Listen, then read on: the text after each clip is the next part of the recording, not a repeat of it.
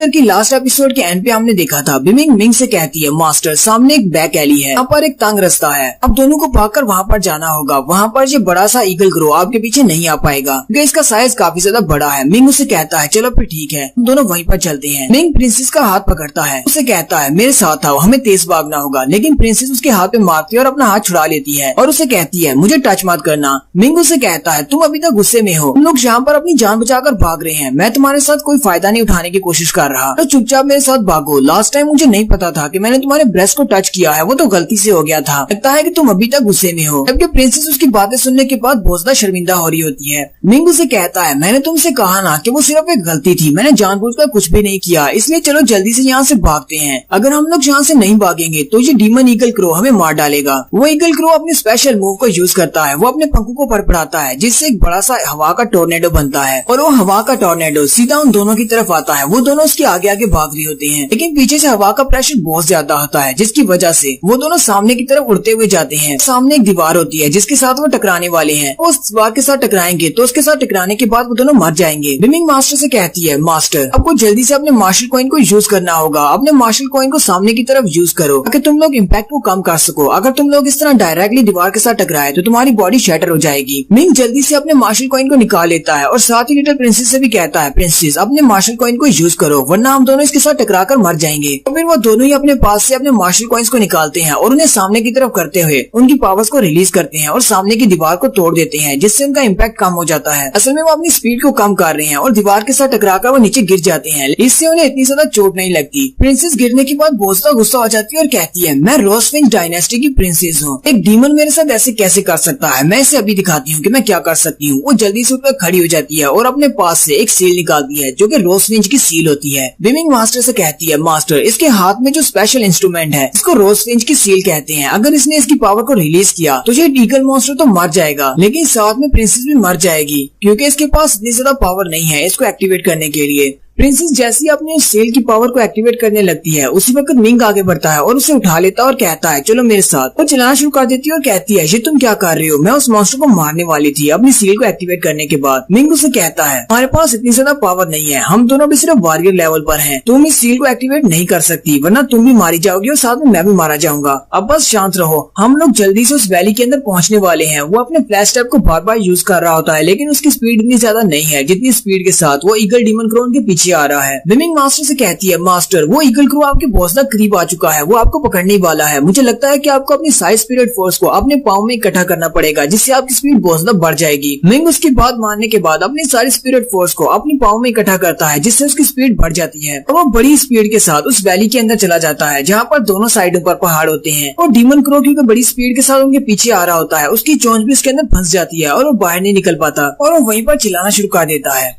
क्योंकि मिंग और प्रिंसेस भी उसी एली के अंदर होते हैं, वो दोनों वहाँ पर जाकर बैठ जाते हैं। मिंग कहता है चलो शुक्र है हम लोग उससे बच गए। मिंग अपने शूज की तरफ देखता है और बिमिंग से कहता है बिमिंग अब तो मेरे जो निम्बस शूज किसी काम के नहीं रहे, मैंने अपनी सारी की सारी स्पिरिट फोर्स को लगा दिया जिसकी वजह से ये सारे टूट गए हैं। प्रिंसेस भी वहीं पर बैठी होती है। प्रिंसेस मिंग से कहती है तुम्हें तो जरा भी तमीज नहीं है, अब तुमने मुझे उठा ही लिया था तो थोड़ा आराम से उठाना था, तुम्हारी वजह से मेरी कमर टूट गई है। प्रिंसेस भी उठकर खड़ी हो जाती है और उसे कहती है क्या तुम्हें लगता है कि हम दोनों यहाँ पर सेफ हैं? मुझे लगता है कि वो अपनी चोंच मारते हुए जल्दी से इस पहाड़ को खोद देगा और अंदर आ जाएगा, चलो जल्दी से यहाँ से भाग चलते हैं। मिंग उसे कहता है मैं कोई बेवकूफ नजर आता हूँ जबकि वो यहाँ पर फंसा हुआ है, तो चलो जल्दी से आगे बढ़ते हैं और उस पर अटैक करके उसे मार डालते हैं। प्रिंसेस उसे कहती है तुम तो वाकई में पागल हो, तुम्हें लगता है कि तुम एक 4th ग्रेड के मैजिकल बीस्ट को मार सकते हो, कहीं तुम ये तो नहीं सोच रहे कि तुम जाकर उसकी गर्दन काट दोगे। हालांकि वो वहाँ पर फंसा हुआ है लेकिन फिर भी वो अपनी गर्दन को हिला सकता है, तुम्हारे वहाँ पर पहुँचने से पहले ही वो तुम्हें अपनी चोंच मारकर 2 टुकड़े कर देगा। मिंग उसे कहता है मुझे तो बेवकूफ तुम लग रही हो, तुम्हें किसने कहा कि मैं वहाँ पर क्लोज जाकर अपनी तलवार से उसका सर काटूंगा, बल्कि मैं यहीं पर रहकर उस पर अटैक करने वाला हूँ। और वो अपने स्पेस लॉकर को एक्टिवेट करता है और उसके अंदर से काफी सारे कॉइन्स निकाल लेता है और प्रिंसेस के सामने शो ऑफ करते हुए कहता है लगता है कि मुझे तुम्हें अपने सारे पैसे दिखाने पड़ेंगे, मेरे पास बहुत सारा माल है। मिंग उसे कहता है मेरे पास जितने भी मार्शल आर्ट्स कॉइन्स हैं मैं उन सारे को यूज करते हुए इसके ऊपर अटैक करूंगा और जब मेरी स्पिरिचुअल एनर्जी खत्म हो जाएगी मैं अपने पास से रिस्टोरेटिव पिल्स को खा लूंगा जिससे मेरी एनर्जी फिर से वापस आ जाएगी और मैं दोबारा से मार्शल आर्ट्स कॉइन्स को यूज करते हुए इस पर अटैक करूंगा। मैं तब तक अटैक करता रहूंगा जब तक ये बहुत ज्यादा वीक ना हो जाए। प्रिंसेस उसे कहती है तुम तो काफी ज्यादा समझदार हो, मैंने वैसे कभी अपनी फाइट में मार्शल आर्ट्स कॉइन्स का यूज नहीं किया, इसलिए मेरे पास ये आइडिया मेरे जहन में नहीं आया। तो तुम्हारे इस आइडिया को फॉलो करते हैं और मार्शल आर्ट कॉइन्स इस पर अटैक करते हैं और वो साथ ही अपने पास से बहुत सारे मार्शल आर्ट्स कॉइन्स निकाल लेती है। प्रिंसेस उसे कहती है मुझे तुम्हारे ये थोड़े से मार्शल आर्ट्स कॉइन्स और तुम्हारी ये रिस्टोरेटिव पिल्स नहीं चाहिए, मेरे पास इससे कुछ ज्यादा अच्छा है। जैसे ही वो अपने कॉइन्स को निकालती है तो पीछे कॉइन्स का एक बहुत बड़ा ढेर लग जाता है और साथ उसके पास बहुत सारी बॉटल्स होती हैं। प्रिंसेस उसे कहती है इन सारी बॉटल्स के अंदर एक्सट्रैक्टिव पिल्स है, इन पिल्स को खाने के बाद तुम जितने मार्शल आर्ट्स कॉइन्स को चाहो उतने मार्शल आर्ट कॉइन्स को इसके ऊपर फेंक सकते हो, मेरे पास मार्शल आर्ट्स कॉइन्स की कमी नहीं है। बिमिंग मास्टर से कहती है मास्टर आपके पास जो पिल है वो भी एनर्जी को रिप्लेनिश करने के लिए है, लेकिन इस लड़की के पास जो पिल है वो आपकी पिल से बहुत ज्यादा अच्छी है, आपकी एनर्जी को 10 गुना ज्यादा तेजी से रिप्लेनिश कर सकती है। सिर्फ एक extractive pill in martial arts coins की है। मिंग उसकी बात सुनकर हैरान हो जाता है और कहता है क्या वाकई में एक पिल इतनी ज्यादा महंगी है। मिंग उसके पास बहुत सारी बॉटल्स देकर कहता है मुझे लगता है कि इन सारी बॉटल्स के अंदर बहुत सारी पिल्स होंगी, हजारों की तादाद में, ये लड़की कितनी ज्यादा अमीर है। मिंग उसे कहती है मास्टर बेवकूफी जैसी बातें मत करो, ये लड़की रोजविंच की प्रिंसेस है, इसके पास इतना कुछ होना तो बनता है, ये तो समुद्र के अंदर से एक कतरा लेने के बराबर है। मिंग प्रिंसेस से कहता है प्रिंसेस क्या तुम्हें ऐसा नहीं लगता कि मैं तुम्हारे सारे के सारे कॉइन्स लेकर यहाँ से भाग जाऊंगा। प्रिंसेस उसे कहती है मेरे पास रोजविंच की सील है, अगर तुम्हारे अंदर हिम्मत है तो फिर लेकर दिखाओ, मैं उस सील को एक्टिवेट करूंगी और दोनों एक साथ मरेंगे। मिंग उसे कहता है चलो फिर ठीक है, पहले इससे निपटते हैं और उसके बाद देखते हैं क्या करना है, और साथ ही वो एक बॉटल उठाता है और उसके अंदर से पिल निकालता है। मिंग जैसे ही उस एक्सट्रैक्टिव पिल को खाता है उसकी एनर्जी बहुत ज्यादा बढ़ जाती है। मिंग कहता है मुझे लग रहा है कि मेरी बॉडी के अंदर बहुत सारी स्पिरिचुअल एनर्जी आ गई है। फिर वो दोनों ही ऊपर हवा में जंप करते हैं और अपने मार्शल कॉइन्स को एक एक करके यूज करना स्टार्ट करते हैं। वो बार बार अपने मार्शल कॉइन्स के साथ उसके ऊपर अटैक कर रहे होते हैं, जबकि वो ईगल क्रो उनके मार्शल आर्ट्स के कॉइन्स के अटैक की वजह से वहीं पर चिल्ला रहा होता है। मिंग की एनर्जी वेस्ट होने के बाद वो फिर से अपने पास से पिल्स को खाता है और फिर से अपनी एनर्जी को रिप्लेनिश कर लेता है। वो दोबारा से अपने मार्शल आर्ट्स कॉइन्स को यूज करना स्टार्ट कर देता है। वो दोनों लगातार अपने मार्शल आर्ट्स कॉइन्स को यूज करके उसके ऊपर बम्बार्डमेंट कर रहे होते हैं। काफी देर के बाद दिखाते हैं तो 4th लेवल का मैजिकल बीस्ट काफी ज्यादा जख्मी होकर नीचे गिर जाता है, जबकि मिंग और प्रिंसेस भी इस सभी के दौरान बहुत ज्यादा थक जाते हैं। वो लोग अपने सारे मार्शल आर्ट्स कॉइन्स को यूज करने के बाद 4th ग्रेड के डीमन क्रो को मार देते हैं। उसको मारने के बाद ही उनके पास जो टोकन होता है वो चमकना शुरू कर देता है। मिंग अपने टोकन को बाहर निकालता है तो उसके ऊपर 1 मिलियन लिखा होता है। मिंग से देखकर बहुत ज्यादा हैरान हो जाता है और कहता है हमने सिर्फ एक बीस्ट को मारा है, बदले में हमें 1 मिलियन पॉइंट्स मिल गए हैं। प्रिंसेस भी अपने टोकन को निकालती है और कहती है मुझे भी 1 मिलियन पॉइंट्स मिले हैं, लेकिन इससे पहले हमने छोटे क्रोस को मारा था, इससे मुझे 4000 पॉइंट्स मिले थे, लेकिन वो इसमें ऐड नहीं हुए। लगता है कि इस टोकन की लिमिट सिर्फ 1 मिलियन तक ही है। प्रिंसेस उसे कहती है मुझे लगता है कि ये टोकन एक्टिवेट हो चुका है और बहुत ही जल्दी हम लोग 3rd एरिया की तरफ ट्रांसपोर्ट हो जाएंगे, क्योंकि उसने कहा था कि हमारा टोकन 1 मिलियन पॉइंट्स के बाद एक 1 टाइम ट्रांसफर अरे बना देगा। मिंग उसे कहता है इतनी भी क्या जल्दी है, और वो अपने ड्रैगन स्वॉर्ड को निकालकर आगे की तरफ बढ़ता है। बिमिंग मास्टर से कहती है मास्टर जाओ जाकर इस बड़े मैजिकल बीस्ट की बैली को कट करो, इसके पेट के अंदर एक मैजिकल कोर होगी, क्रिस्टल, जो कि बहुत ज्यादा स्ट्रॉन्ग और पावरफुल है। जितना ज्यादा बीस्ट पावरफुल होता है उतना ज्यादा वैल्यूएबल इसका क्रिस्टल होता है। मिंग आगे बढ़ता है और उस मैजिकल बीस्ट के पेट को काट देता है और उसके अंदर से उस क्रिस्टल को निकाल लेता है। मिंग हंसते हुए प्रिंसेस से कहता है एक 4th लेवल के मैजिकल बीस्ट का कोर है, क्या तुम्हें ये चाहिए? प्रिंसेस शर्माते हुए उससे कहती है क्या तुम वाकई में ये मुझे देना चाहते हो? लेकिन हम दोनों इतने भी क्लोज नहीं है कि तुम ये चीज मुझे दे दोगे। लेकिन साथ ही वो उसे कहती है अब जबकि तुम इतने प्यार से पूछ रहे हो तो चलो फिर ठीक है, मैं तुमसे ये ले लेती हूँ। मिंग उसे कहता है मुझे लगता है कि तुम्हें कोई बहुत बड़ी गलतफहमी हुई है, मैं ये तुम्हें क्यों दूंगा? मैंने उस मॉन्स्टर को खुद मारा है, मेरे पास अपनी भी पिल्स थी और मेरे पास मार्शल आर्ट्स कॉइन्स भी थे, तुमने बस थोड़ी सी हेल्प की है। अगर तुम्हें ये कोड चाहिए तो जाओ जाकर अपने किसी बीस्ट किंग को मारो। प्रिंसेस उसकी बात सुनने के बाद गुस्सा हो जाती है और चिल्लाकर उसे गालियां देती है। मिंग उसे कहता है अब जबकि हमारे ट्रांसफर होने में काफी सारा टाइम है, हमें नहीं पता कि हम लोग कब यहाँ से ट्रांसफर होंगे, क्यों ना हम लोग जाकर कुछ और मैजिकल बीस्ट को मारें और उनकी कोर्स को निकाल लें, इससे हमारा डबल फायदा हो जाएगा। हो सकता है इस जगह पर और भी बहुत सारा कुछ हंसाना हो। प्रिंसेस उसे कहती है अगर हमारा सामना किसी और 4th लेवल के मैजिकल बीस्ट के साथ होता है और हम लोग उसे मार देते हैं तो उसके अंदर से जो मैजिकल कोर निकलेगा वो मेरा होगा। वो दोनों भी वहीं पर बातें कर रहे होते हैं कि उसी वक्त वो दोनों बहुत ज्यादा घबरा जाते हैं। मिंग अपने मास्टर से कहती है मास्टर मुझे महसूस हो रहा है एक 9th लेवल का मैजिकल बीस्ट। इसके साथ ही वो उसे कहती है नहीं, इसकी बॉडी से जो एनर्जी निकल रही है वो 9th लेवल के मैजिकल बीस्ट से कई ज्यादा है, मुझे लगता है ये एक डीमन गॉड की एनर्जी है, क्योंकि एक 9th लेवल के बीस्ट से बहुत ज्यादा पावरफुल होता है। जबकि यहीं पर दूसरों की तरफ भी दिखाते हैं चेन गैंग और बाकी की सारी टीम भी छोटे डीमंस को मारकर उनके कोर्स को निकाल रही होती है। उसी वक्त उन्हें भी डर महसूस होता है। वो सारे ऊपर की तरफ देखते हैं और कहते हैं ये क्या है। वो लोग ऊपर आसमान की तरफ देख रहे होते हैं, आसमान के अंदर क्रैक पड़ता है, वहाँ पर एक पोर्टल ओपन होता है और उस पोर्टल के अंदर से एक बड़ा सा डीमन का हाथ निकलता है। ये सारे काफी ज्यादा दूर होते हैं, लेकिन ये भी बहुत ज्यादा घबरा जाते हैं। वूजी कहता है ऐसा कैसे हो सकता है, यहाँ पर एक डीमन गॉड कैसे हो सकता है, सारे के सारे डीमंस को तो इंसानों ने बहुत पहले मार दिया था। वूजी जल्दी से अपने पास से 5 टोकन्स निकालता है और अपनी ट्रांसफर रे को एक्टिवेट करता है और वहाँ से भागने लगता है। जेंटियान भी जल्दी से अपने 5 टोकन्स को निकाल लेता है। वूजी कहता है हम लोग तो बहुत ज्यादा लकी हैं, डीमन गॉड हमारे ऊपर अटैक नहीं कर रहा, वरना हम सब लोग तो मारे जाते। पता नहीं वहाँ पर कौन बेचारा है जो कि बहुत ज्यादा अनलकी है, जिसने एक डीमन गॉड को गुस्सा दिला दिया है। और वहीं पर उस बड़े से हाथ के नीचे मिंग और प्रिंसेस को दिखाते हैं। वो बड़ा सा हाथ उनकी तरफ आ रहा होता है। प्रिंसेस बहुत ज्यादा घबरा जाती है और कहती है एक डीमन गॉड यहाँ पर क्या कर रहा है, डीमन गॉड को तो बहुत ही पहले मार दिया गया था। मिंग जल्दी से अपने पास से अपने 5 टोकन निकालता है और अपनी अरे बना रहा होता है और उसे कहता है यहाँ पर खड़ी क्यों हो, जल्दी से अपने टोकन निकालो और यहाँ से बाहर चलते हैं। लेकिन प्रिंसेस बहुत ज्यादा घबराई हुई होती है और उसे कहती है हम लोग यहाँ से नहीं भाग सकते, डीमन गॉड ने हमें अपनी एनर्जी से लॉक कर लिया है, हम लोग उसके अटैक को अवॉइड नहीं कर सकेंगे। और वैसे भी इस ट्रांसफर अरे को कंप्लीट होने में बहुत सारा टाइम लगेगा, हमारे पास इतना टाइम नहीं है, हम लोग यहाँ से नहीं बच सकते।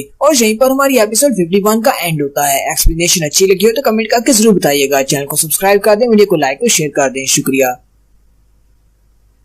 हेलो गाइस, कैसे हैं आप सब लोग। रिवेंज सीकर की एपिसोड 52 के साथ हाजिर हूं। तो लास्ट एपिसोड के एंड पे हमने देखा था यहाँ पर आसमान के अंदर एक बड़ा सा क्रैक पड़ता है, जिसके अंदर से एक बड़े से डीमन गॉड का हाथ बाहर निकलता है और वो हाथ सीधा मिंग और प्रिंसेस के ऊपर अटैक करने के लिए आगे बढ़ता है। मिंग अपने टोकन्स को यूज करते हुए वहाँ से भागने लगता है और वो प्रिंसेस से भी कहता है प्रिंसेस तुम यहाँ पर क्या कर रही हो, चलो जल्दी से अपने टोकन्स को निकालो और यहाँ से निकल चलते हैं। जबकि प्रिंसेस उस बड़े हाथ की तरफ देख रही होती है और कहती है हम लोग यहाँ से नहीं निकल सकते, उस डीमन गॉड ने अपनी ब्रेथ से हमें लॉक कर लिया है, हम लोग नहीं निकल पाएंगे और वैसे भी अभी इस सील को एक्टिवेट होने में बहुत ज्यादा टाइम लगेगा। मिंग आगे बढ़ता है और उसको बाजू से खींचते हुए कहता है चाहे जो भी हो हम लोग यहाँ पर नहीं मरने वाले, हम किसी डीमन गॉड के हाथों से नहीं मरेंगे। तुम रोज फिंच की प्रिंसेस हो, क्या तुम्हें लगता है कि तुम्हें यहाँ पर मरना है, या तुम उस बात को भूल चुकी हो, तुम 10 दिन तक मेरे साथ फाइट करती रही हो, अब क्या तुम एक डीमन गॉड से डर कर यहीं पर मरने वाली हो। प्रिंसेस उसे कहती है नहीं मुझे यहाँ पर नहीं मरना। मिंग उसे कहता है चलो फिर ठीक है, इसका मुकाबला करते हैं। हमारे 1 मिलियन पॉइंट्स इकट्ठे हो चुके हैं और बहुत ही जल्दी हम लोग 3rd एरिया में ट्रांसफर हो जाएंगे, लेकिन तब तक हमें इसे यहाँ पर रोक कर रखना होगा, हमें इसके इम्पैक्ट को बर्दाश्त करना पड़ेगा। जब तक हम लोग जिंदा हैं हम जिंदा रहने की कोशिश करेंगे और इसके पंच को बर्दाश्त करेंगे। प्रिंसेस अपने पास एक पिल निकालती है और मिंग के मुंह में फेंक देती है। मिंग उसे कहता है ये क्या है। प्रिंसेस उसे कहती है ये एक रीइंफोर्समेंट पिल है, इसकी मदद से कोई भी वॉरियर अपनी स्ट्रेंथ को 8 गुना ज्यादा बढ़ा सकता है। मेरे पास सबसे बेस्ट पिल्स में से यही एक पिल है। मिंग जैसे ही उस पिल को खाता है तो इसकी एनर्जी बहुत ज्यादा बढ़ जाती है। प्रिंसेस भी उस पिल को खा लेती है और कहती है वैसे तो इस पिल के बहुत सारे साइड इफेक्ट्स हैं, लेकिन इस पिल को हमें खाना पड़ेगा, हमारे पास और कोई रास्ता नहीं है। साथ ही प्रिंसेस फिर से अपनी रोज फिंच की सील को निकाल लेती है और कहती है मेरे फादर रोज फिंच डायनेस्टी के एम्परर हैं, एक डीमन की हिम्मत कैसे हुई मेरे ऊपर अटैक करने की। मैं रोज फिंच डायनेस्टी की प्रिंसेस हूँ, मैं एक डीमन गॉड के हाथों से नहीं मरने वाली। जबकि मिंग भी अपने पास से वो क्रिस्टल निकाल लेता है जो कि यहाँ पर आने से पहले उसके मास्टर ने उसे दिया था, जिसके अंदर जिन और जैंग वाली किलिंग अरे है। मिंग उस क्रिस्टल को वहीं पर फेंक कर तोड़ देता है, जिससे वो अरे एक्टिवेट हो जाती है। और साथ ही मिंग अपनी ब्लड डेविल फोर्स को भी एक्टिवेट करता है। मिंग अपने पास से ड्रैगन स्वॉर्ड को भी निकाल लेता है और साथ ही उस गोल्डन पपेट को भी निकाल कर उसके अंदर अपनी एनर्जी को डालकर उसे अपना एक पपेट बना लेता है और उसकी एनर्जी भी मिंग की एनर्जी के बराबर की होती है। मिंग उसे अपनी एक तलवार दे देता है जो कि उसने जियानवी से ली थी। मिंग उस गोल्डन पपेट से अपना एक डुप्लीकेट बना लेता है। यहाँ पर 2 मिंग हो गए हैं, एक के हाथ में गोल्डन स्वर्ड है जबकि दूसरे के हाथ में जियानवी वाली तलवार है। वो बड़ा डीमन गॉड का हाथ उनके बहुत ज्यादा करीब पहुंच जाता है। इससे जैसे ही अपनी रोजफिंच डायनेस्टी की उस सील को एक्टिवेट करती है उसकी आंखों से ब्लड निकलना शुरू हो जाता है क्योंकि वो बहुत ज्यादा पावरफुल होती है। जबकि मिंग भी अपनी जिन और जैंग वाली अरे को एक्टिवेट कर देता है और साथ ही अपनी दोनों तलवारों को घुमाते हुए ऊपर की तरफ स्लैशेस लगाता है। लेकिन वो डीमन गॉड का पंजा बहुत ज्यादा पावरफुल होता है जो कि नीचे की तरफ आ रहा होता है। वो आते ही सबसे पहले रोजफिंच डायनेस्टी के उस पंछी को यानी उस फिनिक्स को अपने हाथ में पकड़कर क्रश कर देता है और प्रिंसेस की सील वहीं पर डिस्ट्रॉय हो जाती है, जिसकी वजह से प्रिंसेस बहुत ज्यादा जख्मी हो जाती है और उसके मुंह से ब्लड निकलना शुरू हो जाता है। प्रिंसेस भी ये देखकर बहुत ज्यादा हैरान हो जाती है और कहती है मेरी रोजफिंच डायनेस्टी की सील ये तो बहुत ज्यादा पावरफुल थी, लेकिन फिर भी इस डीमन गॉड के सामने ये सिर्फ 2 सेकंड ही टिक पाई है। जबकि मिंग की आंखों का रंग भी चेंज हो जाता है। मिंग फिर से अपनी डेविल वाली स्पिरिट फोर्स को यूज कर रहा है। दोनों मिंग अपनी अपनी तलवार को लेकर आगे की तरफ बढ़ते हैं और उसके ऊपर स्लैशेस लगाते हैं, लेकिन उनकी स्लैशेस उस डीमन गॉड के हाथ के साथ टकराकर वहीं पर डेसिपेट हो जाती हैं और उस डीमन गॉड के हाथ को कुछ भी नहीं होता। मिंग साथ ही अपने डुप्लीकेट को ऊपर की तरफ भेज देता है और उसके हाथ के करीब जाने के बाद उसको एक्सप्लोर कर लेता है और वहाँ पर एक जबरदस्त धमाका होता है, लेकिन फिर भी डीमन गॉड के हाथ को कुछ भी नहीं होता। अब उन दोनों के पास कोई भी पावरफुल अटैक नहीं बचा। वो दोनों मिंग अपनी तलवार को सामने की तरफ करता है जबकि प्रिंसेस अपनी पावर्स को यूज करती है और वो दोनों अपने सामने एक शील्ड बना लेते हैं। मिंग कहता है मेरा डुप्लीकेट और मेरी तलवार की स्लैश ये तो कुछ सेकंड्स के लिए भी नहीं टिक पाए। डीमन गॉड का हाथ अभी भी नीचे की तरफ आ रहा है। हम लोग और कौन सा मेथड यूज कर सकते हैं?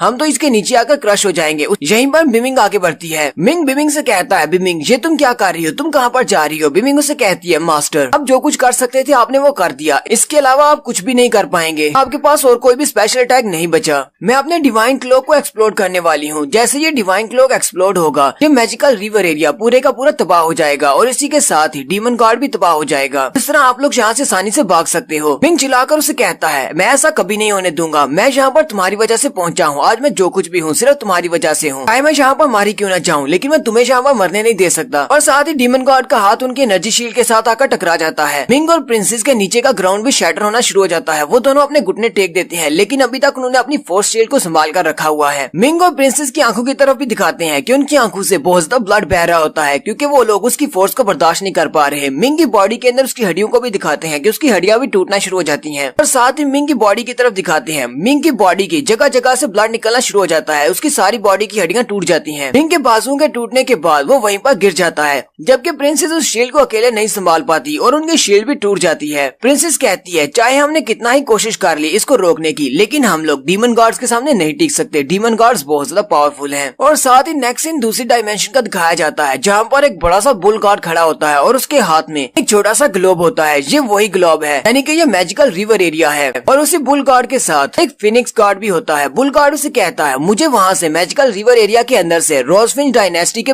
एम्परर की खुशबू आ रही थी, लेकिन जब मैंने उनके ऊपर अटैक किया तो वहाँ पर तो सिर्फ कुछ बच्चे थे। फिनिक्स गॉड उसे कहता है बुल डीमन गॉड तुम तो बहुत बड़ी डिस्ग्रेस हो हमारे डीमंस के नाम पर। तुम सिर्फ 2 बच्चों को नहीं संभाल पाए। बुल डीमन गॉड उसकी बात सुनने के बाद गुस्सा हो जाता है। बुल डीमन उसे कहता है वो दोनों बच्चे हालांकि बहुत ज्यादा कमजोर हैं और उनकी मार्शल आर्ट्स के स्किल्स भी बहुत ज्यादा कमजोर हैं, लेकिन उनके पास हाई ग्रेड के मार्शल आर्ट्स वेपन्स हैं। उन्हीं की मदद से उन्होंने मेरे ब्लो को रोका रखा हुआ है। वैसे भी मैंने सिर्फ अपनी ताकत का 1000वां गुना ही इस्तेमाल किया है। अगर मैं अपनी फुल स्ट्रेंथ को यूज करता हूँ तो बहुत ही जल्दी सारे के सारे एम्परर्स को पता चल जाएगा कि डीमन गॉड्स वापस आ चुके हैं और मैं ऐसा बिल्कुल भी नहीं चाहता। फिर वो फायर फिनिक्स से कहता है फायर फिनिक्स तुम्हारी इस तरफ क्या हालात है? क्या तुमने उन सारे बच्चों को पकड़ लिया जिनको पकड़ने के लिए तुम गए थे? फायर फिनिक्स उसे कहता है बुल डीमन ये सारे के सारे बच्चे बहुत ज्यादा होशियार हैं। जैसे ही उन्होंने तुम्हारे हाथ को वहाँ से निकलता हुआ देखा उन सभी ने अपने टोकन्स को इस्तेमाल करते हुए ट्रांसफर अरेज बना ली और वहाँ से भागना शुरू कर दिया। लेकिन मेरी किस्मत अच्छी है, मैंने उनमें से एक को पकड़ लिया। मैं उसे पकड़कर ले आया हूँ। हम लोग इसे टॉर्चर करेंगे और इससे सब कुछ पूछेंगे। जिसको उन्होंने पकड़ा होता है वो शेनगोंग होता है। शेनगोंग को वो अपनी डायमेंशन के अंदर ले आते हैं, जबकि वो उनके सामने घुटने टेक कर बैठा होता है और कहता है प्लीज डीमन गॉड मुझे छोड़ दो, मुझे मत मारना। बुल डीमन अपना हाथ आगे बढ़ाता है और शेनगोंग को उठा लेता है। शेनगोंग उसे कहता है मैं एक गोल्डन फैमिली का हियर हूँ, अगर तुम मुझे जिंदा छोड़ देते हो तो मेरी फैमिली सारी जिंदगी के लिए तुम्हारी पूजा करेगी और साथ ही तुम्हारे लिए ट्रिब्यूट्स भी पेश किया करेगी। हम लोग तुम्हारे नाम के मंदिर भी बनवाएंगे। लेकिन वो बुल डीमन गॉड उसको उठा लेता है और साथ ही अपना बड़ा सा मुंह खोलता है और कहता है तुम्हें लगता है कि मुझे तुम्हारे ट्रिब्यूट्स की जरूरत है? मुझे तुम इंसानों की जरूरत नहीं है और ना ही तुम्हारी पूजा पाठ की। अगर मुझे तुम्हारी सारी मेमोरीज की जरूरत नहीं होती तो मैं तो तुम्हें यहाँ पर अपने सामने देखना पसंद नहीं करता, लेकिन अब मुझे तुम्हें खाना पड़ेगा ताकि मुझे तुम्हारी सारी की सारी मेमोरीज मिल सके। बुल डीमन गॉड शेनगोंग को अपना मुंह खोलकर खा जाता है और उसको खाने के बाद उसकी सारी की सारी मेमोरीज उसके पास आ जाती है। बुल डीमन गॉड कहता है मुझे लगता है कि सारे बच्चे यहाँ पर सिर्फ ट्रेनिंग के लिए आए हैं। इस लड़के की मेमोरीज के मुताबिक प्रिंसेस यहाँ पर सिर्फ मजा करने के लिए आई है और यहाँ पर कुछ ट्रेजर्स मिल जाए और अपनी बॉडी को कल्टीवेट करने के लिए।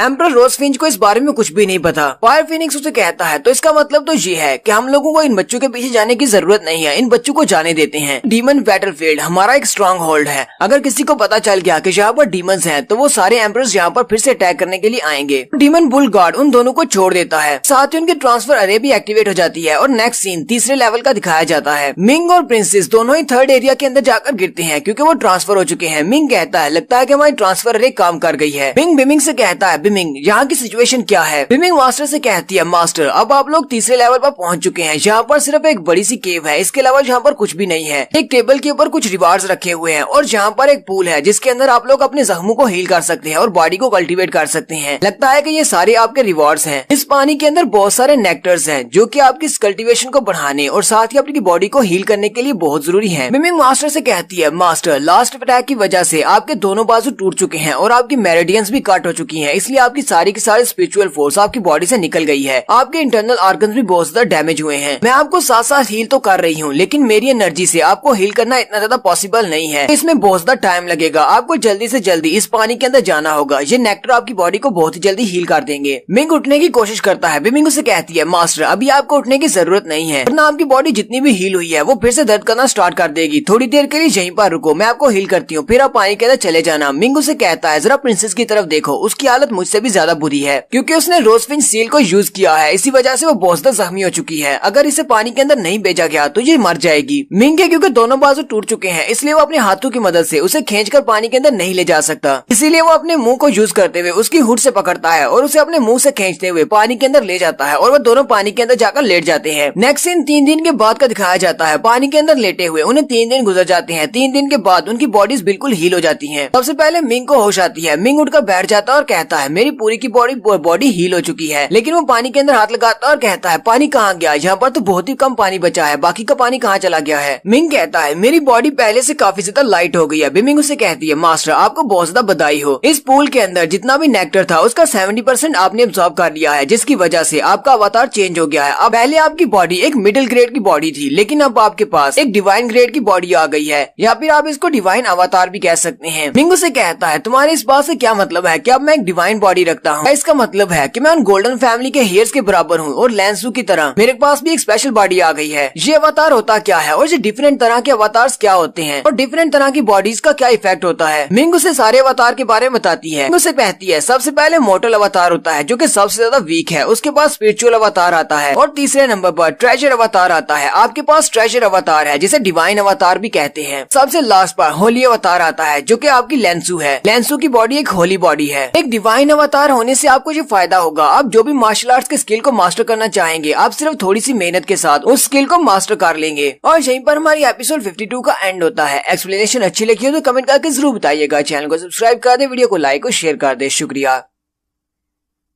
हेलो गाइस, कैसे हैं आप सब लोग? रिवेंज सीकर की एपिसोड 53 के साथ हाजिर हूं। तो लास्ट एपिसोड के एंड पे हमने देखा था बिमिंग मिंग को उसकी डिवाइन बॉडी के बारे में बताती है कि वो अपनी डिवाइन बॉडी को किस तरह यूज कर सकता है, डिवाइन बॉडी के इफेक्ट्स क्या होते हैं। मिंग उसे कहता है, तो इसका मतलब अब मेरे पास एक डिवाइन बॉडी आ गई है जिसकी मदद से मैं किसी भी गोल्डन हीयर के बराबरी कर सकता हूँ, यानी कि गोल्डन फैमिली के यंग मास्टर के बराबर की मेरे पास बॉडी है। बिमिंग उसे कहती है, मास्टर हाँ आपकी बॉडी काफी ज्यादा अच्छी है, लेकिन आपकी बॉडी लैंसू की बॉडी से ज्यादा अच्छी नहीं हो सकती क्योंकि उसके पास एक होली बॉडी है, और ना ही आपकी ये स्पेशल बॉडी प्रिंसेस ऑफ रोजविंच की बॉडी से बेहतर हो सकती है क्योंकि इन दोनों के पास स्पेशल बॉडीज हैं, दोनों ही होली बॉडी वाली हैं। बिमिंग मिंग से कहती है, मास्टर मुझे एक बात भी समझ नहीं आई, जब उस डीमन गॉड ने हमारे ऊपर अटैक किया था तब मैंने आपसे कहा था कि मैं अपने डिवाइन क्लॉक को एक्सप्लोर कर देती हूँ, आपने मुझे ऐसे करना क्यों नहीं दिया? मैं तो सिर्फ एक एक्स्ट्रा चीज हूँ, अगर मैं वहाँ पर अपने डिवाइन क्लॉक को डेटोनेट कर देती तो आप अपनी जान बचा सकते थे, तो आपके साथ ये सब कुछ नहीं होता। अगर आपकी वो ट्रांसफर अरे एक्टिवेट नहीं होती तो अब तक आप मर चुके होते। मिंग बिमिंग से कहता है, मुझे ये बात अच्छी तरह से पता है कि तुम गोल्डन क्लॉक के साथ जुड़ी हुई हो और तुम एक डिवाइन स्पिरिट हो, लेकिन मेरे लिए तुम कोई इंस्ट्रूमेंट नहीं हो, लेकिन तुम मेरी लाइफ का एक हिस्सा हो, मैं तुम्हें ऐसे मरने नहीं दे सकता। बिमिंग उसकी बात सुनने के बाद ब्लश करते हुए कहती है, आपका बहुत बहुत शुक्रिया मास्टर, लेकिन मुझे लगता है कि अगर फ्यूचर में इस तरह की कोई सिचुएशन बनती है तो मैं अपने गोल्डन क्लॉक को डेटोनेट जरूर करूंगी, क्योंकि अपने मास्टर की जान बचाना यही मेरा सबसे पहला फर्ज है। मिंग उसे कहता है, तुम मुझे मास्टर कहती हो और मैं तुम्हारा मास्टर हूँ, मेरा ये ऑर्डर है कि दोबारा कभी भी इस तरह की सिचुएशन में अपने आप को डेटोनेट करने की बात मत करना।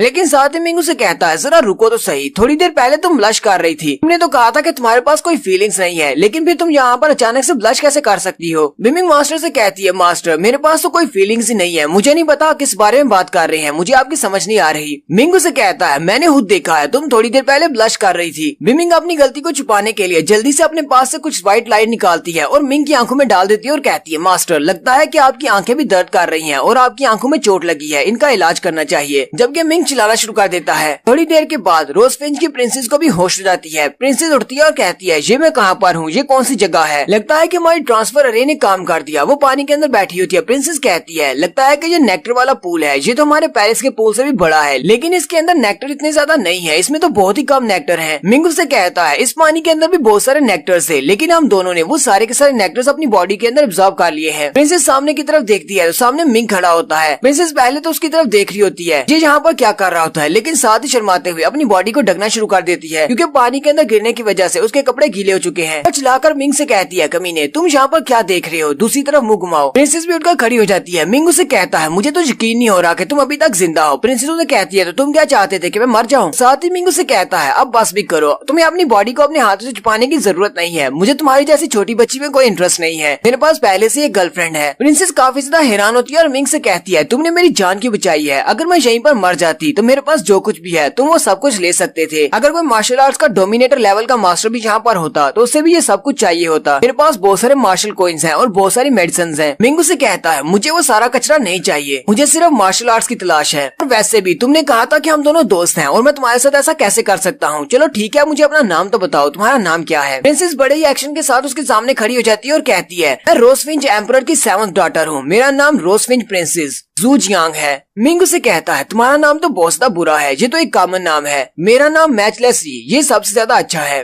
प्रिंसेस मिंग से कहती है, अब जरा दूसरी तरफ घूम जाओ, मुझे अपने कपड़े चेंज करने हैं, इस तरफ मत देखना। मिंग उससे कहता है, हाँ क्यों नहीं, जाओ जाकर अपने कपड़े चेंज कर लो। फिर मिंग ऊपर उस टैबलेट की तरफ चला जाता है जहाँ पर रिवार्ड्स रखे हुए हैं। मिंग कहता है, यहाँ पर 3 ट्रेजर्स रखे हुए हैं और क्योंकि ये 3rd एरिया में रखे हुए हैं, लगता है कि ये हमारे फाइनल रिवार्ड्स हैं और ये बहुत ज्यादा कीमती होने वाले हैं। मिंग अभी उनके सामने खड़ा होता है कि उनके अंदर से एनर्जी निकलती है और वही टाइजी सेक्टर के एल्डर बाहर निकलते हैं। वो एल्डर मिंग से कहते हैं, कंग्रेचुलेशंस, तुमने यहाँ पर सारे टेस्ट को पास किया है, दोनों लेवल्स को पार करते हुए तुम तीसरे लेवल तक पहुंचे हो और यहाँ पर जितने भी रिवार्ड्स रखे हुए हैं वो सारे के सारे तुम्हारे हैं। एल्डर उसे सबसे पहले एक स्क्रोल के बारे में बताते हैं जिसके ऊपर एक मार्शल आर्ट्स की टेक्निक लिखी हुई है। एल्डर उसे कहती है, ये एक बहुत ही स्पेशल मार्शल आर्ट की टेक्निक है जो कि हमारे टाइजी सेक्टर की सबसे स्पेशल टेक्निक है। एक बार तुमने इसको मास्टर कर लिया और उसके बाद तुम ये समझ लो कि तुम फ्यूचर देख सकते हो, तुम सामने वाले को एनालाइज कर सकते हो कि वो तुम पर किस तरह अटैक करने वाला है। तो फिर उसे 2nd नंबर पर बताते हैं। एल्डर उसे कहते हैं, इस बॉटल के अंदर एक पील रखी हुई है, इस पील को खाने से तुम्हारी नॉलेज बहुत ज्यादा बढ़ जाएगी और तुम्हारा दिमाग बहुत ज्यादा तेज हो जाएगा, तुम फ्यूचर में बहुत सारी अचीवमेंट्स हासिल कर पाओगे। और 3रे नंबर पर एक टोकन रखा हुआ है, इस टोकन को यूज करने पर तुम 5 एलिमेंट डायनेस्टी के 8 गार्ड्स में से एक गार्ड बन सकोगे। विमिंग मास्टर से कहती है, मास्टर इस टोकन को छोड़कर बाकी की दोनों चीजें आपके लिए बहुत ज्यादा अच्छी हैं, उन दोनों चीजों को अपने पास रख लो, टाइजी आर्ट भी आपके लिए सबसे अच्छी रहेगी। मिंग से कहता है, हाँ मुझे भी लगता है ये गोल्डन वाला टोकन ये मेरे किसी भी काम का नहीं है, ये 5 एलिमेंट डायनेस्टी तो कब की खत्म हो चुकी है। मिंग से कहती है, मास्टर ये वाला टोकन आप उस प्रिंसेस को दे दे। मिंग भी ऊपर से उतरकर नीचे आ जाता है। जबकि प्रिंसेस अभी तक अपने कपड़े पहन रही होती है। वो चिल्लाकर उसे कहती है, तुम यहाँ पर क्या कर रहे हो, मैंने अभी तक अपनी ड्रेस पूरी नहीं पहनी। मिंग उसे कहता है, अब बस भी करो, मैंने थोड़ी देर पहले तुमसे कहा भी कि मुझे तुम्हें कोई इंटरेस्ट नहीं। वो चलता हुआ सीधा उस डिवाइन पूल की तरफ चला जाता है। मिंग उसे कहता है, यहाँ पर इस डिवाइन पूल के अंदर बहुत सारा पानी है और उसके अंदर थोड़े बहुत नेक्टर्स भी हैं, मैं इसे अपने साथ वापस लेकर जाऊंगा और जाकर इसे बेचूंगा। प्रिंसेस उसे कहती है, ये क्या बात हुई, तुम्हें पता है कि यहाँ पर जितना भी नेक्टर था वो सारा हमने अपनी बॉडी के अंदर एब्जॉर्ब कर लिया है, अब इस पानी के अंदर नेक्टर नहीं बचा, तुम तो लोगों को धोखा देना चाहते हो, क्या तुम वाकई में इसको बेचोगे? मिंग उसे कहता है, जब तक हम लोग किसी को बताएंगे नहीं इसके अंदर नेक्टर नहीं है, किसी को पता कैसे चलेगा? और वैसे भी इस बात से क्या फर्क पड़ता है, बहुत सारे ठरकी लोग ऐसे होंगे जिन्हें मैं ये बताऊंगा कि रोजफिंच की प्रिंसेस इसके अंदर नहाई है तो वो तुम्हारे बाथ वाटर को खरीदने के लिए तैयार हो जाएंगे। मिंग उस सारे के सारे पूल के पानी को अपनी बॉटल के अंदर भर लेता है। फिर मिंग प्रिंसेस से कहता है, वहाँ ऊपर टैबलेट के ऊपर मैंने तुम्हारे लिए एक रिवार्ड रखा है जो कि 3रे लेवल पर आने पर मिलता है, जाकर अपने उस रिवार्ड को जरूर ले लेना, अब मैं यहाँ से जा रहा हूँ। और साथ ही मिंग वहाँ से गायब हो जाता है। प्रिंसेस भी ये देखकर हैरान हो जाती है और कहती है, वो तो यहाँ से चला भी गया। उसके जाने के बाद प्रिंसेस चिल्लाना शुरू कर देती है और कहती है, ये तो बहुत बड़ा कमीना है, इसने मेरी बॉडी को देखने के बाद मुझसे माफी भी नहीं मांगी और अपने रिवार्ड्स लेकर यहाँ से चला गया, अगली बार इसे मुझे मिलने दो, मैं इसको अच्छा सबक सिखाऊंगी। नेक्स्ट सीन रियल वर्ल्ड का दिखाया जाता है। सारे के सारे सेक्टर के लोग वहाँ पर इंतजार कर रहे होते हैं अपने बच्चों के वापस आने का। यहीं पर स्वर्ड सेक्टर वालों को भी दिखाते हैं। स्वर्ड सेक्टर के जितने भी लोग गए थे उनमें से सिर्फ एक ही जिंदा बचकर वापस आता है और वो अपने मास्टर के सामने बैठा रो रहा होता है और कहता है, मास्टर मेरे अलावा हमारे जितने भी लोग अंदर गए थे वो सारे के सारे मारे गए हैं, मैं अकेला ही वापस आ सका हूँ। ब्लैक ड्रैगन सेक्टर वालों ने हमारे सारे के सारे लोगों को मार दिया है। एल्डर भी इसकी बात सुनकर गुस्सा हो जाते हैं और कहते हैं, ब्लैक ड्रैगन सेक्टर वालों ने तो इस बार हद ही पार कर दी है, इनको एक न एक दिन जरूर सबक सिखाया जाएगा। यहीं पर एक और एल्डर को दिखाते हैं जिनके हाथ में एक टोकन होता है और वो टोकन टूट जाता है। एल्डर कहते हैं, ये टोकन टूट गया है, इसका मतलब जान भी वहीं पर मारा गया है। अब पता नहीं मैं वापस जाकर अपने चीफ को क्या जवाब दूंगा, चीफ तो बहुत ज्यादा गुस्सा हो जाएंगे। नेक्स्ट सीन ब्लैक ड्रैगन वालों की शिप का दिखाया जाता है जहाँ पर ब्लैक ड्रैगन के बचे हुए सारे लोग आ जाते हैं। उनका कैप्टन भी उनके साथ ही होता है। एल्डर उन सब से कहते हैं तुम सब लोग तो बहुत ज्यादा बेकार हो। एल्डर चिल्लाकर उन सब से कहते हैं तुम लोगों से कहा था कि गोल्डन फैमिली वालों के साथ पंगा मत लेना, लेकिन तुम सब लोग तो गोल्डन फैमिली तो छोड़ो बाकी के लोगों से मार खाकर वापस आ गए हो। तुम्हारी हिम्मत कैसे हुई जिंदा वापस आने की? तुम्हें तो वहीं पर मर जाना चाहिए था। लीडर उनसे कहता है एल्डर हालांकि वो दोनों बच्चे बहुत ही वीक सेक्टर से थे, लेकिन फिर भी उनकी पावर्स बहुत ज्यादा थी। हम सब लोग मिलकर भी उन दोनों को नहीं हरा सकते थे, वो इतने ज्यादा स्ट्रॉन्ग थे। प्लीज हमारी हेल्प करें, हम उन्हें अच्छा सबक सिखाते हैं। एल्डर उन सब से कहते हैं क्या तुम्हें शर्म नहीं आ रही कि तुम मुझसे मदद के लिए कह रही हो? क्या तुम्हें पता भी है रेड सन सेक्टर के चीफ हमारे अच्छे दोस्त हैं। ऊपर से जिन और जैंग के इनर एल्डर उनके एक ग्रैंड एल्डर हैं। मैंने अगर उनके ऊपर अटैक करने की कोशिश की तो वो सारे लोग मिलकर मुझे भी मार डालेंगे। जबकि यहीं पर लैंसू को भी दिखाते हैं। लैंसू वहाँ पर बैठी मिंग का इंतजार कर रही होती है। लैंसू कहती है मिंग को अंदर गए हुए काफी दिन हो चुके हैं, अभी तक बाहर नहीं आया। मैजिकल रिवर एरिया बहुत ही जल्दी क्लोज होने वाला है, उसे जल्दी से बाहर आना पड़ेगा। कहीं ऐसा तो नहीं कि अंदर मिंग के साथ कुछ हो गया होगा। जिंग गैंग उसे कहता है तुम्हें परेशान होने की जरूरत नहीं है, मिंग बहुत ज्यादा स्ट्रॉन्ग है। अगर हम लोग वहाँ से जिंदा बाहर आ सकते हैं तो इसका मतलब मिंग भी जिंदा बाहर आ सकता है। जिपिंग भी उसे कहता है हाँ तुम्हें परेशान होने की जरूरत नहीं है, जितनी स्ट्रेंथ मिंग के पास है वो तो एक ग्रेड 1 के सेक्टर के लोगों को भी हरा सकता है। इसके अलावा वो गोल्डन फैमिली के लड़कों को भी हरा सकता है, वो जिंदा जरूर वापस आएगा। रेड सन सेक्टर के चीफ उस मिंग के मास्टर से कहते हैं मुझे इस बात का काफी ज्यादा अफसोस हो रहा है कि मैंने मिंग को तुम्हारा डिसाइपल बनने दिया। क्योंकि मास्टर हंसते हुए उसे कहते हैं तुम्हारा रेड सन सेक्टर बहुत ही छोटा क्लैन है, मुझे नहीं लगता कि तुम अपने सेक्टर में मिंग को ज्यादा दिन तक रोक कर रख पाओगे। वो एक ना एक दिन हमारे जिन और जैंग सेक्टर में आएगा। और थोड़ी देर के बाद उस पोर्टल के अंदर से मिंग बाहर निकलता है। मिंग वहाँ पर बाहर आते ही उन सब से कहता है मैं तो बहुत ज्यादा लकी हूँ, मैंने अपने सारे टारगेट्स को मारा और फिर सेकंड एरिया को क्लियर करते हुए थर्ड एरिया के अंदर चला गया। मिंग के पास इतनी बात कहने की देर थी तो वहाँ पर जितने भी लोग होते हैं वो सारे ये बात सुन के बहुत ज्यादा हैरान हो जाते हैं और सारे मिंग की तरफ देखना शुरू कर देते हैं। फिर जल्दी से उन सब से कहते हैं मेरे करीब हो जाओ, और वो सारे उसके करीब हो जाते हैं। वो अपने निम्बस को एक्टिवेट करते हैं और जल्दी से अपने रेड सन सेक्टर की तरफ निकल पड़ते हैं। बाकी सब भी यही सोच रहे होते हैं कि चीफ को अचानक क्या हो गया। वो सारे रेड सन सेक्टर में वापस आ जाते हैं। मिंग काफी ज्यादा हैरान होता है। उसके मास्टर से कहते हैं मिंग तुम्हें हैरान होने की जरूरत नहीं है, असल में बात ये है मैजिकल रिवर एरिया का थर्ड एरिया में आज तक कोई भी नहीं जा सका। यहाँ तक कि ग्रेड 1 के सेक्टर के लोग भी वहाँ पर जाना चाहते हैं और वहाँ के रिसोर्सेज को हासिल करना चाहते हैं। जैसे ही तुमने वहाँ पर थर्ड एरिया का नाम लिया तो वो सारे के सारे ये सुनकर हमारी तरफ देखना शुरू कर दिया था। हमारे मार्शल अंकल यानी कि तुम्हारे चीफ ने जल्दी से हमें वहाँ से उड़ाकर यहाँ पर ले आए। अगर हम लोग वहाँ पर ज्यादा देर तक रुकते तो वो सारे हम पर अटैक करते और तुम्हारे पास जो भी ट्रेजर्स हैं वो छीनने की कोशिश करते। Next scene red sun sector के श्राइन का दिखाया जाता है। चीफ जाकर अपनी चेयर के ऊपर बैठ जाते हैं जबकि उनके सामने वो चारों बच्चे खड़े होते हैं जो कि इस बार की मैजिकल रिवर एरिया से जिंदा वापस आए हैं। मास्टर ब्याओफू काफी ज्यादा खुश होते हैं और कहते हैं मैंने सुना है कि इस बार मैजिकल रिवर एरिया में जितने भी बच्चे गए थे उनमें से बहुत सारे मारे गए हैं, लेकिन फिर भी हमारे सेक्टर से टोटल 7 लोग गए थे जिनमें से 4 जिंदा वापस आए हैं, ये बहुत बड़ी बात है। जिपिंग और जिंग गैंग कहते हैं मास्टर चीफ हम लोग वहाँ पर मारे जाते अगर मिंग ने वहाँ पर हमारी हेल्प ना की होती। ये सब कुछ मिंग की वजह से हुआ है कि हम लोग जिंदा वापस आए हैं और बाकी की डिटेल्स आपको नेक्स्ट एपिसोड में बताएंगे। फिलहाल इस एपिसोड को यहीं पर खत्म करते हैं।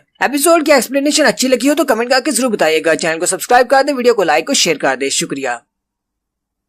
हेलो गाइस, कैसे हैं आप सब लोग? रिवेंज सीकर की एपिसोड 54 के साथ हाजिर हूँ। तो लास्ट एपिसोड के एंड पे हमने देखा था रेड सन सेक्टर के श्राइन का सीन दिखाया जाता है जहाँ पर उन चारों बच्चों को बुलाया जाता है और चीफ भी वहीं पर बैठे होते हैं। जिन गैंग और जिपिंग कहते हैं अगर हम लोग मैजिकल रिवर एरिया से जिंदा वापस आए हैं तो ये सब कुछ मिंग की वजह से हुआ है। मिंग ने वहाँ पर हमारी बहुत ज्यादा बार जान बचाई है। जिन गैंग उनको सारी की सारी बात बताता है कि जैसे ही हम लोग मैजिकल रिवर एरिया के अंदर दाखिल हुए थे उसी वक्त ब्लैक ड्रैगन गिल्ड के कुछ लोग हमारे पीछे लग गए थे और वो हमें मारना चाहते थे, लेकिन वहाँ पर भी मिंग ने हमारी जान बचाई उन 5 लोगों को मारकर। लेकिन यहीं पर हमारे बाकी के 3 दोस्तों ने हमें धोखा दिया और मरने के लिए वहीं पर छोड़कर वहाँ से भाग गए, लेकिन वो लोग बाद में मारे गए। फिर हमारा सामना ब्लड मार्श एरिया के करीब कुछ गोल्डन हीयर्स के साथ हुआ। वहाँ पर भी मिंग ने हमारी जान बचाई, उनके साथ फाइट की। ये बात सुनते ही बाकी के सारे एल्डर्स भी हैरान हो जाते हैं और कहते हैं तो इसका मतलब मिंग एक गोल्डन हीयर के साथ भी फाइट कर सकता है। जबकि मास्टर ताइमा सोच रहे होते हैं अब तो हमारे पास वाकई में एक जीनियस आ गया है। जीवन सारे बच्चों से कहते हैं तुम लोगों ने अपनी लाइफ को दांव पर लगाया था। मैजिकल रिवर एरिया से तुम्हें जो कुछ भी मिला है वो सब कुछ तुम अपने पास रख सकते हो, तुम्हें कुछ भी हमें देने की जरूरत नहीं है। लेकिन अगर तुम लोग चाहो तो अपने मार्शल आर्ट स्किल्स को कंट्रीब्यूशन पॉइंट्स के लिए एक्सचेंज कर सकते हो। लैंसू अपने पास एक स्क्रॉल निकालती है और कहती है मास्टर मुझे वहाँ पर एक आइस फार्मूला का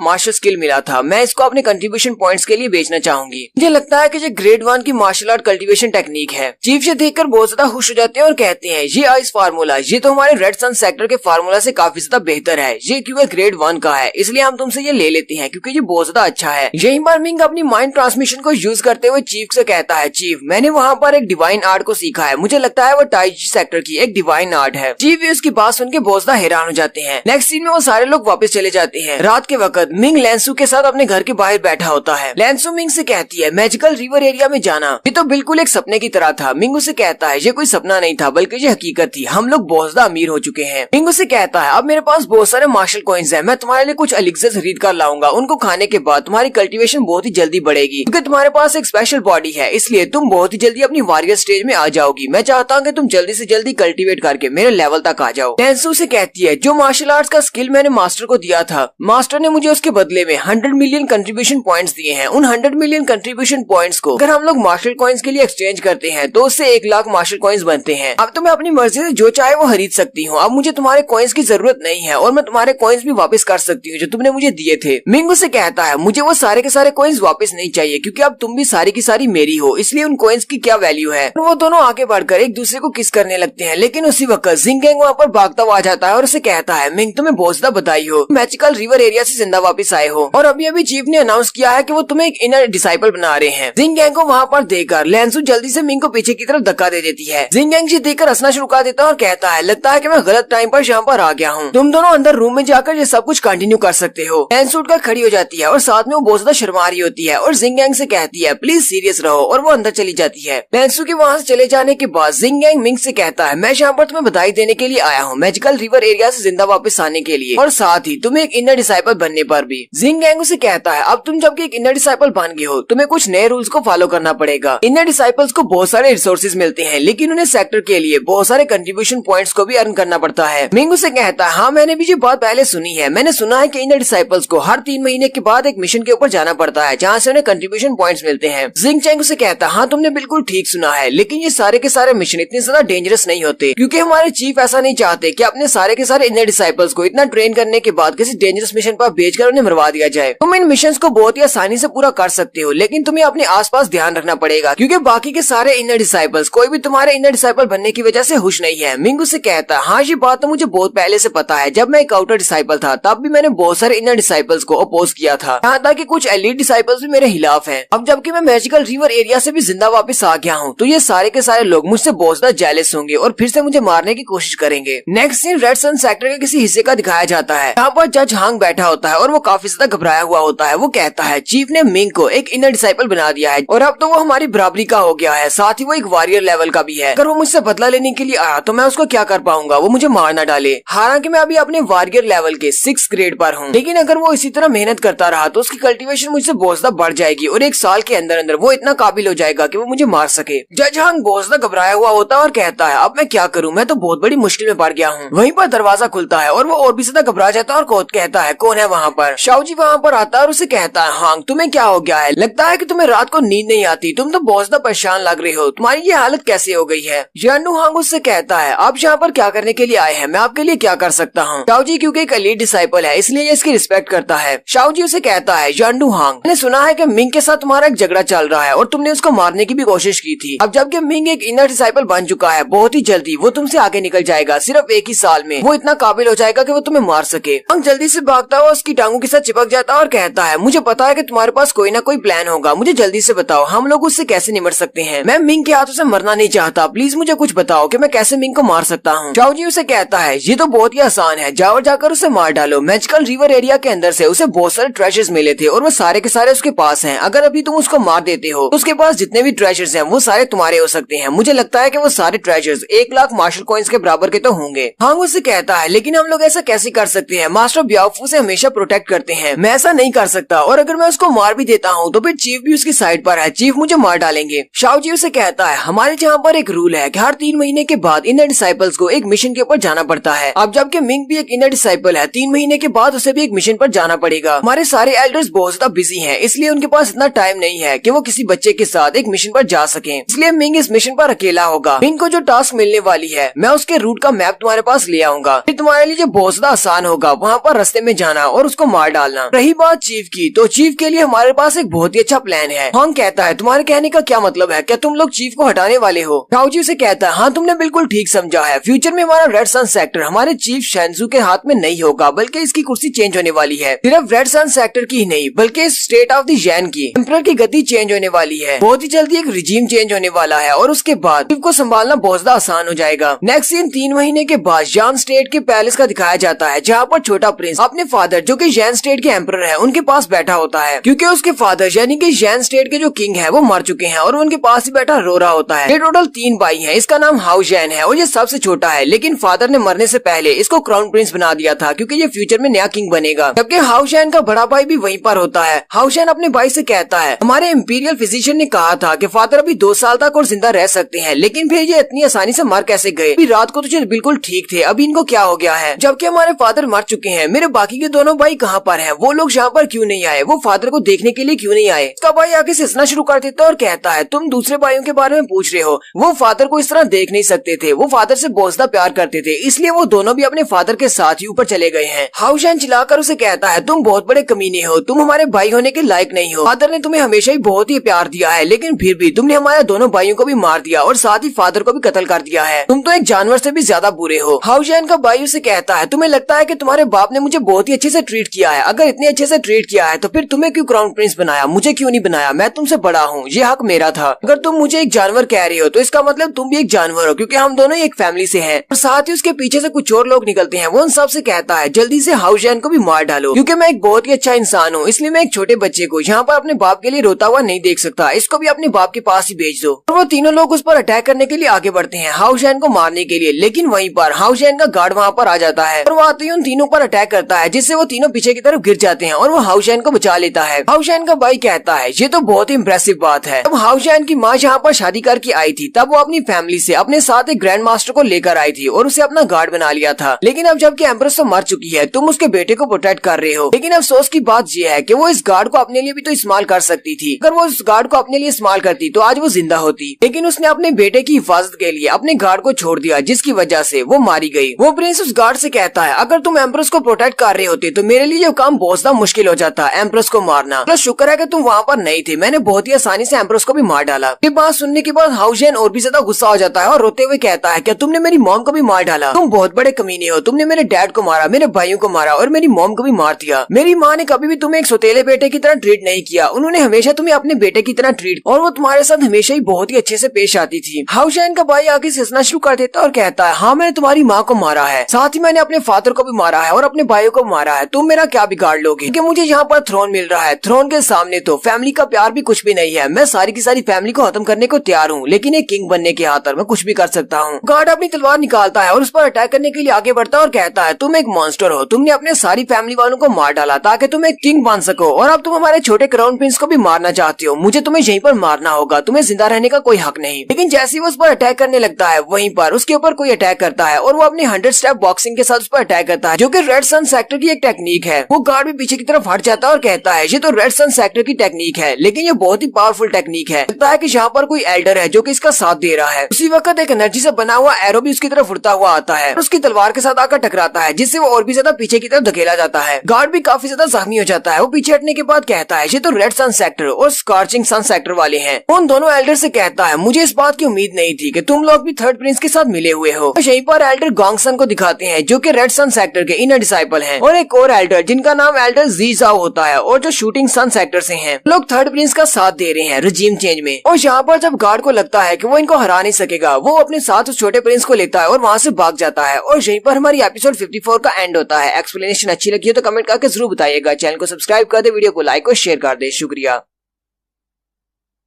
हेलो गाइस, कैसे हैं आप सब लोग? रिवेंज सीकर की एपिसोड 55 के साथ हाजिर हूं। तो एपिसोड की शुरुआत में दिखाते हैं, मिंग अपने पहले मिशन के ऊपर जा रहा होता है। मिंग के पास एक बड़ा सा कार्गो होता है जिसे वो उसने एक शहर में पहुंचाना है। मिंग और उसके साथ 2 इनर डिसाइपल्स होते हैं। इन तीनों का काम इस कार्गो की सेफ्टी का होता है। वो तीनों इस कार्गो को प्रोटेक्ट कर रहे होते हैं। मिंग के साथ जो बाकी के 2 इनर डिसाइपल्स होते हैं वो उसकी वजह से काफी ज्यादा गुस्से में होते हैं और वो कहते हैं, हालांकि मिंग रिवर रेडिया से जिंदा वापस आया है, लेकिन वो हमारी रिस्पेक्ट नहीं करता। हम उससे पहले से इनर डिसाइपल हैं, उसे हमारी इज्जत करनी चाहिए। दूसरे दूसरे वाला उसे कहता, हाँ बिल्कुल ठीक कह रहे हो, हम सभी को एक ज्वाइंट मिशन पर भेजा गया है, हम तीनों एक साथ हैं, लेकिन फिर भी इसे हमारी जरा भी परवाह नहीं है, ये तो हमसे बात भी नहीं कर रहा। पहले वाला फिर से उसे कहता, हाँ मुझे भी लगता है कि इसे तो हमें सल्यूट करना चाहिए क्योंकि ये नया नया प्रमोटेड हुआ है, हम लोगों के रैंक इससे बहुत ज्यादा हाई है, लेकिन फिर भी ये हमारी जरा भी इज्जत नहीं कर रहा। मुझे ये बात बिल्कुल भी अच्छी नहीं लग रही, मुझे इस लड़के की इस हरकत की वजह से बहुत ज्यादा गुस्सा आ रहा है। जब वो लड़का गुस्से से रह नहीं पाता तो वो मिंग से कहता है, ओए लड़के, क्या तुम हमारी बात सुन भी रहे हो या नहीं? हम कब से तुम्हारे खिलाफ बातें किए जा रहे हैं, हम तुमसे कह रहे हैं कि हमारी रिस्पेक्ट करो, हम तुम्हारे जूनियर्स नहीं है, हम तुम्हारे सीनियर्स हैं। लेकिन मिंग की तरफ दिखाते हैं, मिंग की आंखें तो खुली होती हैं लेकिन बिल्कुल ऐसी होती हैं जैसे कि वो सो रहा है, वो आगे की तरफ चलता जा रहा होता है। वो दूसरा डिसाइपल कहता है, इसकी आंखों को देखकर तो लगता है कि ये सो रहा है, लेकिन फिर भी इसकी आंखें खुली हुई हैं, ये आगे की तरफ चलता जा रहा है, इसको देखकर लगता है कि ये बहुत ज्यादा लेजी है। मुझे तो समझ नहीं आती कि मैजिकल रिवर एरिया से बाहर कैसे आ गया। जबकि यहीं पर मिंग के स्पिरिचुअल सी के अंदर दिखाते हैं, मिंग असल में अपने स्पिरिचुअल सी के अंदर है और बाहर की बॉडी को इसने सिर्फ चलने पर लगाया हुआ है। मिंग अपने स्पिरिचुअल सी में बैठा हुआ अपनी बॉडी को कल्टीवेट कर रहा है बिमिंग की मदद से। बिमिंग उसके स्पिरिचुअल सी के अंदर एक विंडो ओपन करती है और मास्टर से कहती है, मास्टर ये दोनों लड़के बहुत ज्यादा बातें कर रहे हैं और ये आपके साथ बहुत ज्यादा गुस्से में भी हैं, हमें कुछ करना नहीं चाहिए। मिंग उससे कहता है, जब तक वो मुझे नुकसान पहुंचाने की कोशिश नहीं करते तब तक उन्हें छोड़ो, बस ऐसी बातें करने दो, लोग ऐसे गुस्से में बातें कर रहे हैं। मिंग उसे कहता है, तुम्हें अच्छी तरह से पता है कि मेरी कल्टीवेशन अब इनसे बहुत ज्यादा हाई है, मैं तो गोल्डन हीयर से भी फाइट कर सकता हूँ, ये लोग तो बहुत ज्यादा आर्म डिसाइपल्स हैं, अगर मैं इनके साथ फाइट करूंगा तो ये दोनों मेरे हाथों से मारे जाएंगे, इसलिए इन दोनों को वहाँ पर खड़ा रहने दो और चिल्लाने दो। और यहीं पर मिंग बताता है कि बिमिंग का ये आइडिया था कि वो अपने डिवाइन क्लॉक की पावर को यूज करते हुए मेरी बॉडी को, जो कि फिजिकल बॉडी है, उससे आगे की तरफ चलने पर मजबूर करेगी और वो इसी तरह चलती रहेगी। जबकि उसने अपनी डिवाइन स्किल को यूज करते हुए मेरी इनर सोल को स्पिरिचुअल सी में ले आई है ताकि मैं यहाँ पर बैठकर कल्टीवेट कर सकूं। इस तरह मैं दोनों काम एक साथ कर सकता हूँ, कल्टीवेशन भी कर सकता हूँ और आगे की तरफ सफर भी कर सकता हूँ। मिंग वहीं पर बैठा कल्टीवेट कर रहा होता है। आपको पता है कि वहाँ पर टाइम अलग हिसाब से चलता है। मिंग वहाँ पर टाइजी सेक्टर की स्पेशल टेक्निक जो कि वो टाइजी सेक्टर से लेकर आया था, जिससे वो किसी की भी हरकतों को नोटिस कर सकता है और वो फ्यूचर बता सकता है कि आगे वो कौन सा मूव यूज करने वाला है। मिंग अपनी आंखें खोलता है तो उसकी आंखें चमक रही होती हैं, यानी कि मिंग ने उस मार्शल आर्ट टेक्निक को मास्टर कर लिया है। बिमिंग मास्टर से कहती है, मास्टर आपको बहुत ज्यादा बधाई हो, आपने टाइजी सेक्टर के स्पेशल मूव को सीख लिया है। मिंग कहता है, इस टाइजी आर्ट को सीखना बहुत ज्यादा मुश्किल है, ये बहुत ज्यादा मिस्टीरियस है। 3 महीने की कल्टीवेशन के बाद मैं इसके सिर्फ फर्स्ट लेवल को ही अनलॉक कर पाया हूँ, बिल्कुल जू फैन की आई ऑफ द वॉइड की तरह, जैसे कि वो भी सिर्फ उसकी फर्स्ट लेयर को ही अनलॉक कर पाया है। मिंग कहता है, पता नहीं इसके सेकंड लेवल पर मुझे कौन सी पावर मिलेगी। तो खैर मैंने जब फर्स्ट मूव को मास्टर किया है, पहले उसको अप्लाई करके देखते हैं कि इससे मुझे कितना फायदा होता है। मिंग कहता है, इस टाइजी आर्ट के मुताबिक मैं किसी भी चीज को डेड्यूस कर सकता हूँ, यानी कि मैं कुछ भी नतीजा निकाल सकता हूँ सामने वाले की मूवमेंट्स को देखकर। और अगर मैं इस सारी की सारी को मास्टर कर लेता हूँ तो इसका मतलब मैं फ्यूचर भी देख पाऊंगा। मिंग अपनी उसी विंडो में से बाहर इन दोनों की तरफ देखता और कहता है, अपनी नई पावर के साथ मैं इन दोनों के बारे में बहुत ही आसानी से बता सकता हूँ कि इन दोनों का नेक्स्ट मूव क्या होने वाला है। बिमिंग मास्टर से कहती है, मास्टर मुझे भी बताओ तुमने इनमें क्या देखा है। मिंग उसे कहता है, मैंने देखा है उनमें से एक ने अपनी राइट लेग के अंदर अपनी पावर को इकट्ठा किया है, जबकि उसकी दूसरी वाली लेग बहुत ही आराम से है, उसमें अंदर जरा भी पावर नहीं है। उसका दायां बाजू भी थोड़ा सा ऊपर की तरफ उठा हुआ है और साथ ही वो अपने दांतों को भी पीस रहा है, यानी कि वो बहुत ज्यादा गुस्से में है। और अब मुझे पता है कि अब वो नेक्स्ट मूव उसका क्या होने वाला है। वो थोड़ा सा आगे बढ़ेगा और मेरी तरफ उंगली करते हुए मेरे ऊपर चिल्लाना शुरू कर देगा और फिर ऐसा ही होता है, वो लड़का आगे बढ़ता है, मिंग की तरफ उंगली करते हुए उस पर चिल्लाना शुरू कर देता है। वो चिल्ला चिल्ला कर उसे कह रहा होता है, इस बात का ये मतलब नहीं है कि तुम रिवर मैजिकल एरिया में जाकर जिंदा वापस आए हो तो तुम हमारे सीनियर बन गए हो, तुम्हें हमारी इज्जत करनी चाहिए, हम तुम्हारे सीनियर्स हैं। मिंग मास्टर से कहती है, मास्टर ये वाली मार्शल आर्ट टेक्निक तो बहुत ज्यादा स्पेशल है, जैसा कि आपने मुझे बताया है बिल्कुल उसने वैसा ही किया है। इसका मतलब आपके हाथ में तो एक बहुत ही स्पेशल आर्ट लग गई है, अब किसी को भी पहले बता सकते हैं कि वो कौन सा मूव यूज करने वाला है। मिंग भी काफी ज्यादा खुश होता है और कहता है, हाँ इसीलिए तो इसको टाइजी सेक्टर की लेजेंडरी आर्ट कहा जाता है। अगर मैं इसको फाइट के दौरान यूज करता हूँ और मेरे ओपोनेंट का पावर गैप इतना ज्यादा नहीं होता तो फिर मैं पहले ही बता सकता हूँ कि वो कौन से मूव को यूज करने वाला है। इस तरह मैं कोई भी फाइट नहीं हारूंगा, बस यही समझ लो कि मैं इनविंसिबल हो गया हूँ। मिंग अपने पास से अपनी गोल्डन स्वॉर्ड को निकालता है और बिमिंग से कहता है, बिमिंग हालांकि मैं अपनी डेविल फोर्स के साथ इसको इम्ब्यूड किया हुआ है और इसको यूज कर रहा हूँ, जिसकी वजह से ये काफी ज्यादा लाइट हो जाती है, लेकिन फिर भी लगता है कि मुझे कुछ स्वॉर्ड आर्ट्स को सीखना पड़ेगा। किसी छोटी तलवार के साथ काम करना तो आसान है, लेकिन एक बड़ी तलवार के साथ किसी मूव को सीखना बहुत ज्यादा मुश्किल है, मुझे इसको स्विंग करने में काफी ज्यादा मुश्किल होती है। मिंग कहता है, मेरे मास्टर ने मुझे जो एक स्क्रॉल दिया था इसके अंदर 2 स्वॉर्ड प्ले अपीयरेंस वाला एक मेथड लिखा हुआ था, लेकिन मैं उसको अपनी गोल्डन स्वॉर्ड के साथ एक्टिवेट नहीं कर पा रहा। मिंग कहता है, लगता है कि इस कार्गो को पहुंचाने के बाद मुझे कैपिटल स्टेट जाना पड़ेगा, वहाँ पर जाने के बाद वहाँ से ट्रेजर हाउस से कोई ना कोई स्वॉर्ड प्ले तो मिल जाएगा, कोई ऐसी टेक्निक जो कि बड़ी तलवार के लिए हो। बिमिंग मास्टर से कहती है, मास्टर तलवार के साइज के बड़ा होने से इस बात का कोई ताल्लुक नहीं है, आप तलवारबाजी की किसी भी टेक्निक को मास्टर कर सकते हैं, लेकिन उसके लिए आपके दिमाग के अंदर तलवार का एक नक्शा होना चाहिए। आप अपने दिमाग के अंदर जितना भी तलवार के नक्शे को बनाएंगे आप बिल्कुल वैसे ही उस तलवार तलवार को यूज कर पाएंगे। आपको अपनी मेंटल स्टेट को फिक्स करना होगा। आपको पता होना चाहिए कि आप एक बड़ी तलवार को उठाने वाले हैं। जैसे कि आपके दिमाग के अंदर उसका एक मैप बनेगा, वैसे ही आप उस तलवार को बाहर की दुनिया में भी यूज कर पाएंगे। फिर चाहे आप कोई सी भी टेक्निक को यूज कर सकते हैं, फिर वो टू अपीयरेंस वाली टेक्निक ही क्यों ना हो। मिंग उसे कहता है तुम्हारे आइडियाज बहुत ज्यादा अच्छे होते हैं, चलो ठीक है इस आइडिया को भी देख लेते हैं। मिंग मास्टर से कहती है मास्टर लेकिन अभी के लिए आपको अपने स्पिरिचुअल सी से बाहर निकलना पड़ेगा क्योंकि सामने कुछ दुश्मन आ रहे हैं। मिंग अपने स्पिरिचुअल सी से बाहर आ जाता है। वो दोनों डिसाइपल्स अभी भी उस पर चिल्ला रहे होती हैं और कहते हैं तुमने तो हद ही पार कर दी है, एक बार हम लोग इस मिशन को पूरा कर दें उसके बाद हम तुम्हें एक अच्छा सबक सिखाएंगे। लेकिन वो सामने की तरफ देखते हैं, सामने 3 लोग होते हैं और वो दोनों डिसाइपल्स भी काफी ज्यादा घबरा जाते हैं। वो तीनों उनको कार को वहीं पर रोकने का कहते हैं और वो कार को वहीं पर रुक जाता है। इन तीनों में जज हांग और साथ में उसका दूसरा साथी भी होता है। ये दोनों जज जो कि रेड सन सेक्टर में जज बनकर गए थे, साथ में उनका एक तीसरा साथी है। वो उन सबसे कहते हैं अपने कार को यहीं पर छोड़ो और यहाँ से भाग जाओ वरना तुम सबको मार दिया जाएगा। मिंग कहता है मुझे इसकी आवाज कुछ जानी पहचानी लगती है। बिमिंग उसे कहती है हाँ मास्टर आप इनको जानते हैं, ये सारे रेड सन सेक्टर के डिसाइपल्स हैं। हालांकि इन सभी ने निकाब पहना हुआ है और कपड़े डिफरेंट पहने हुए हैं। इनमें से एक जांडू हांग है, दूसरे का नाम कियान जू है, तीसरे के बारे में मैं नहीं जानती लेकिन वो भी रेड सन सेक्टर का एक डिसाइपल है। तीनों ही इनर डिसाइपल्स हैं। मिंग उसकी बात सुनने के बाद हंसना शुरू कर देता है और कहता है जांडू हांग मुझे लगता है कि ये मुझसे बदला लेने के लिए आए हैं, ये कार्गो को लूटने के लिए नहीं आए बल्कि मुझे मारने के लिए आए हैं। मिंग का साथी उन सबसे कहता है तुम सब लोगों की हिम्मत कैसे हुई हमारा रास्ता रोकने की, क्या तुम जानते नहीं रेड सन सेक्टर के इनर डिसाइपल्स इस कार्गो को प्रोटेक्ट कर रहे हैं। उस कार्गो के साथ एक आर्म्ड गार्ड भी होता है जिसके पास अपनी तलवार होती है। वो उन सबसे कहता है मैं ये वाला काम पिछले 10 सालों से कर रहा हूँ लेकिन आज तक मैंने तुम जैसे लोगों को नहीं देखा जो कि रास्ते में खड़े होकर हमें मारने की धमकी दे रहे हो। अपनी तलवार निकालता और कहता है चलो फिर देखते हैं तुम हम लोगों को कैसे मारते हो। लेकिन उसी वक्त जांडू हांग की तरफ दिखाते हैं जो कि अपनी पावर्स को यूज करते हुए उस बेचारे का गला काट देता है और कहता है तुम कुछ ज्यादा शोर मचा रहे हो और वो बेचारा गार्ड वहीं पर मर जाता है। उस गार्ड के मरने के साथ ही बाकी के दोनों इनर डिसाइपल्स बहुत ज्यादा घबरा जाते हैं। कहते हैं हमारा ये आर्म्ड एस्कॉर्ट ये तो 9th ग्रेड का वॉरियर था लेकिन इस किलर ने इसको बहुत ही आसानी से मार दिया है। अगर ये इसको मार सकते हैं तो ये तो हमें भी मार सकते हैं और इसके बाकी के दोनों साथी वो भी कोई कमजोर नहीं लगते, वो भी काफी ज्यादा स्ट्रॉन्ग है, हमें यहाँ से भागना पड़ेगा। जांडू हांग अपने साथियों से कहता है मुझे नहीं लगता कि ये लोग यहाँ से जाने वाले हैं, चलो जल्दी से आगे बढ़ो। इन सभी को मार डालते हैं और वो तीनों ही आगे बढ़ते हैं और वो तीनों बाकी के दोनों को छोड़कर मिंग के ऊपर अटैक करने के लिए आगे बढ़ते हैं। मिंग कहता है मुझे तो पहले से पता था कि इनका टारगेट मैं हूँ। बाकी के दोनों भी ये देखकर हैरान होते हैं और कहते हैं ये हमारे पीछे क्यों नहीं आ रहे, ये तो मिंग पर अटैक कर रहे हैं। वो दोनों भागते हुए कहते हैं हमें इस बात से क्या फर्क पड़ता है, जबकि मिंग उन तीनों को वहीं पर रोका रखेगा, हम दोनों यहाँ से भाग चलते हैं। में से एक डिसाइपल भागते हुए मिंग से कहता है मिंग प्लीज यहीं पर रुक कर इनको थोड़ी देर तक रोका रखना, हम मदद लेकर आते हैं। लेकिन वो भागते हुए वहीं पर रुक जाता है और बहुत ज्यादा घबरा जाता है। दूसरे वाला भी रुक जाता है और उसे कहता है तुम्हें क्या हुआ, तुम अचानक यहाँ पर रुक क्यों गए हो। वो उसे कहता है जरा पीछे की तरफ देखो। वो दोनों जैसे पीछे की तरफ देखते हैं तो मिंग ने उन तीनों को मार दिया होता है। इस बात से वो दोनों बहुत ज्यादा घबरा जाते हैं और कहते हैं ये सारे तो अपने वॉरियर लेवल के ग्रेड 6 से अबव थे, लेकिन फिर भी मिंग ने इनको इतनी जल्दी कैसे मार दिया। सिर्फ चंद ही सेकंड्स में मिंग ने 3 वॉरियर्स को मार दिया है। मिंग तो वाकई में एक मॉन्स्टर है। मिंग उन दोनों से कहता है मुझे लगता है कि तुम लोगों को यहाँ से जाने की जरूरत नहीं है, तुम तो मेरे लिए हेल्प लेने के लिए जा रहे थे, हमें हेल्प की जरूरत नहीं है, वापस आ जाओ। वो दोनों इसके सामने झुक जाते हैं और उसे कहते हैं प्लीज मिंग हमें माफ कर दो, हमें नहीं पता था कि तुम इतनी ज्यादा पावरफुल हो, थोड़ी देर पहले हमने तुम्हारी इतनी ज्यादा इंसल्ट कर दी और तुम्हारे ऊपर चिल्ला भी रहे थे, प्लीज हम भी तुम्हारे दोस्त हैं इसलिए हमें छोड़ दो, हम दोबारा तुम्हें कभी छोड़कर नहीं भागेंगे। मिंग उन दोनों से कहता है चलो ठीक है जल्दी से उठकर खड़े हो जाओ, मुझे किसी को मारने का इतना भी शौक नहीं है, हमें इस डिलीवरी को कंप्लीट करना है। बिमिंग मास्टर से कहती है मास्टर सभी को अच्छी तरह से पता है कि आप चीफ के बहुत ज्यादा करीब हैं, लेकिन फिर भी इन लोगों ने आपके ऊपर अटैक करने की कोशिश की है, आपको नहीं लगता कि आपको इन सबको इंटेरोगेट करना चाहिए था, आपने डायरेक्टली इन सबको मार दिया है। मिंग बिमिंग से कहता है पूरे रेड सन सेक्टर में मुझे पता है कि चीफ को सिर्फ एक ही बंदा अपोज कर रहा है और वो गांगसन है, गांगसन के अलावा और कौन हो सकता है जो कि इनको यहाँ पर भेजेगा, इसलिए इन्हें इंटेरोगेट करने का कोई फायदा नहीं था। मिंग उससे कहता है हालांकि जांडू हांग से मेरा पुराना झगड़ा है, लेकिन फिर भी इसकी इतनी ज्यादा परवाह नहीं है क्योंकि मुझे पता है कि वो मेरे सामने कुछ भी नहीं, वो सिर्फ एक जोकर है जो कि ज्यादा स्ट्रॉन्ग नहीं है। बिमिंग उसे कहती है मास्टर अब आप बहुत ज्यादा बदल चुके हैं, पहले आप ऐसे नहीं थे, आप दुश्मन को देखकर बहुत ज्यादा घबरा जाते थे, लेकिन अब आपका मन शांत है। मिंग उसे कहता है हाँ क्योंकि अब मैं एक वॉरियर बन चुका हूँ और मुझे एक वॉरियर की तरह ही बिहेव करना चाहिए। मिंग बड़े स्टाइल के साथ खड़ा हो जाता है और बिमिंग से कहता है मैंने मैजिकल रिवर एरिया के अंदर वर्ल्ड सेक्टर के एक लड़के को मारा है, गोल्डन हीयर के साथ फाइट की है, एक डीमन गार्ड के पंजे की पावर को भी बर्दाश्त किया है, मैजिकल रिवर एरिया के अंदर से जिंदा बाहर वापस आया हूँ। बिमिंग मास्टर से कहती है मास्टर आप यहाँ पर एटीट्यूड के साथ पोज मारकर तो खड़े हैं, लेकिन मैं आपको एक बात बता दूं, आपने कहा कि आपने उस डीमन गार्ड के पंजे की पावर को बर्दाश्त किया है, लेकिन मैं आपको बता दूं अगर डीमन गार्ड की पावर को 1000 हिस्सों में तकसीम किया जाए तो उसने उस 1000 में से सिर्फ 1% अपनी पावर को यूज किया था ताकि बाकी के सारे एम्परर्स को उसकी वहाँ पर मौजूदगी का पता न चल जाए। अगर वो अपनी 1% की बजाय 5% पावर को यूज करता वहाँ पर तो आपकी हड्डियां भी नहीं बचनी थी, आप तो हाक बन जाते। मिंग उसे कहता है अब ये अभी थोड़ी देर पहले मैं एटीट्यूड के साथ पोज मारकर खड़ा था, तुमने तो सारे के सारे मूड का कचरा कर दिया। तुम्हें किसने कहा था कि ये वाली बात मुझे बता दो? बिमिंग उसे कहती है, मास्टर आपको पता है कि मेरे पास कोई भी फीलिंग्स नहीं है, इसलिए मुझे समझ नहीं आती कि आप क्या कह रहे हैं। और यहीं पर हमारी एपिसोड 55 का एंड होता है। एक्सप्लेनेशन अच्छी लगी हो तो कमेंट करके जरूर बताइएगा। चैनल को सब्सक्राइब कर दे, वीडियो को लाइक और शेयर कर दे। शुक्रिया।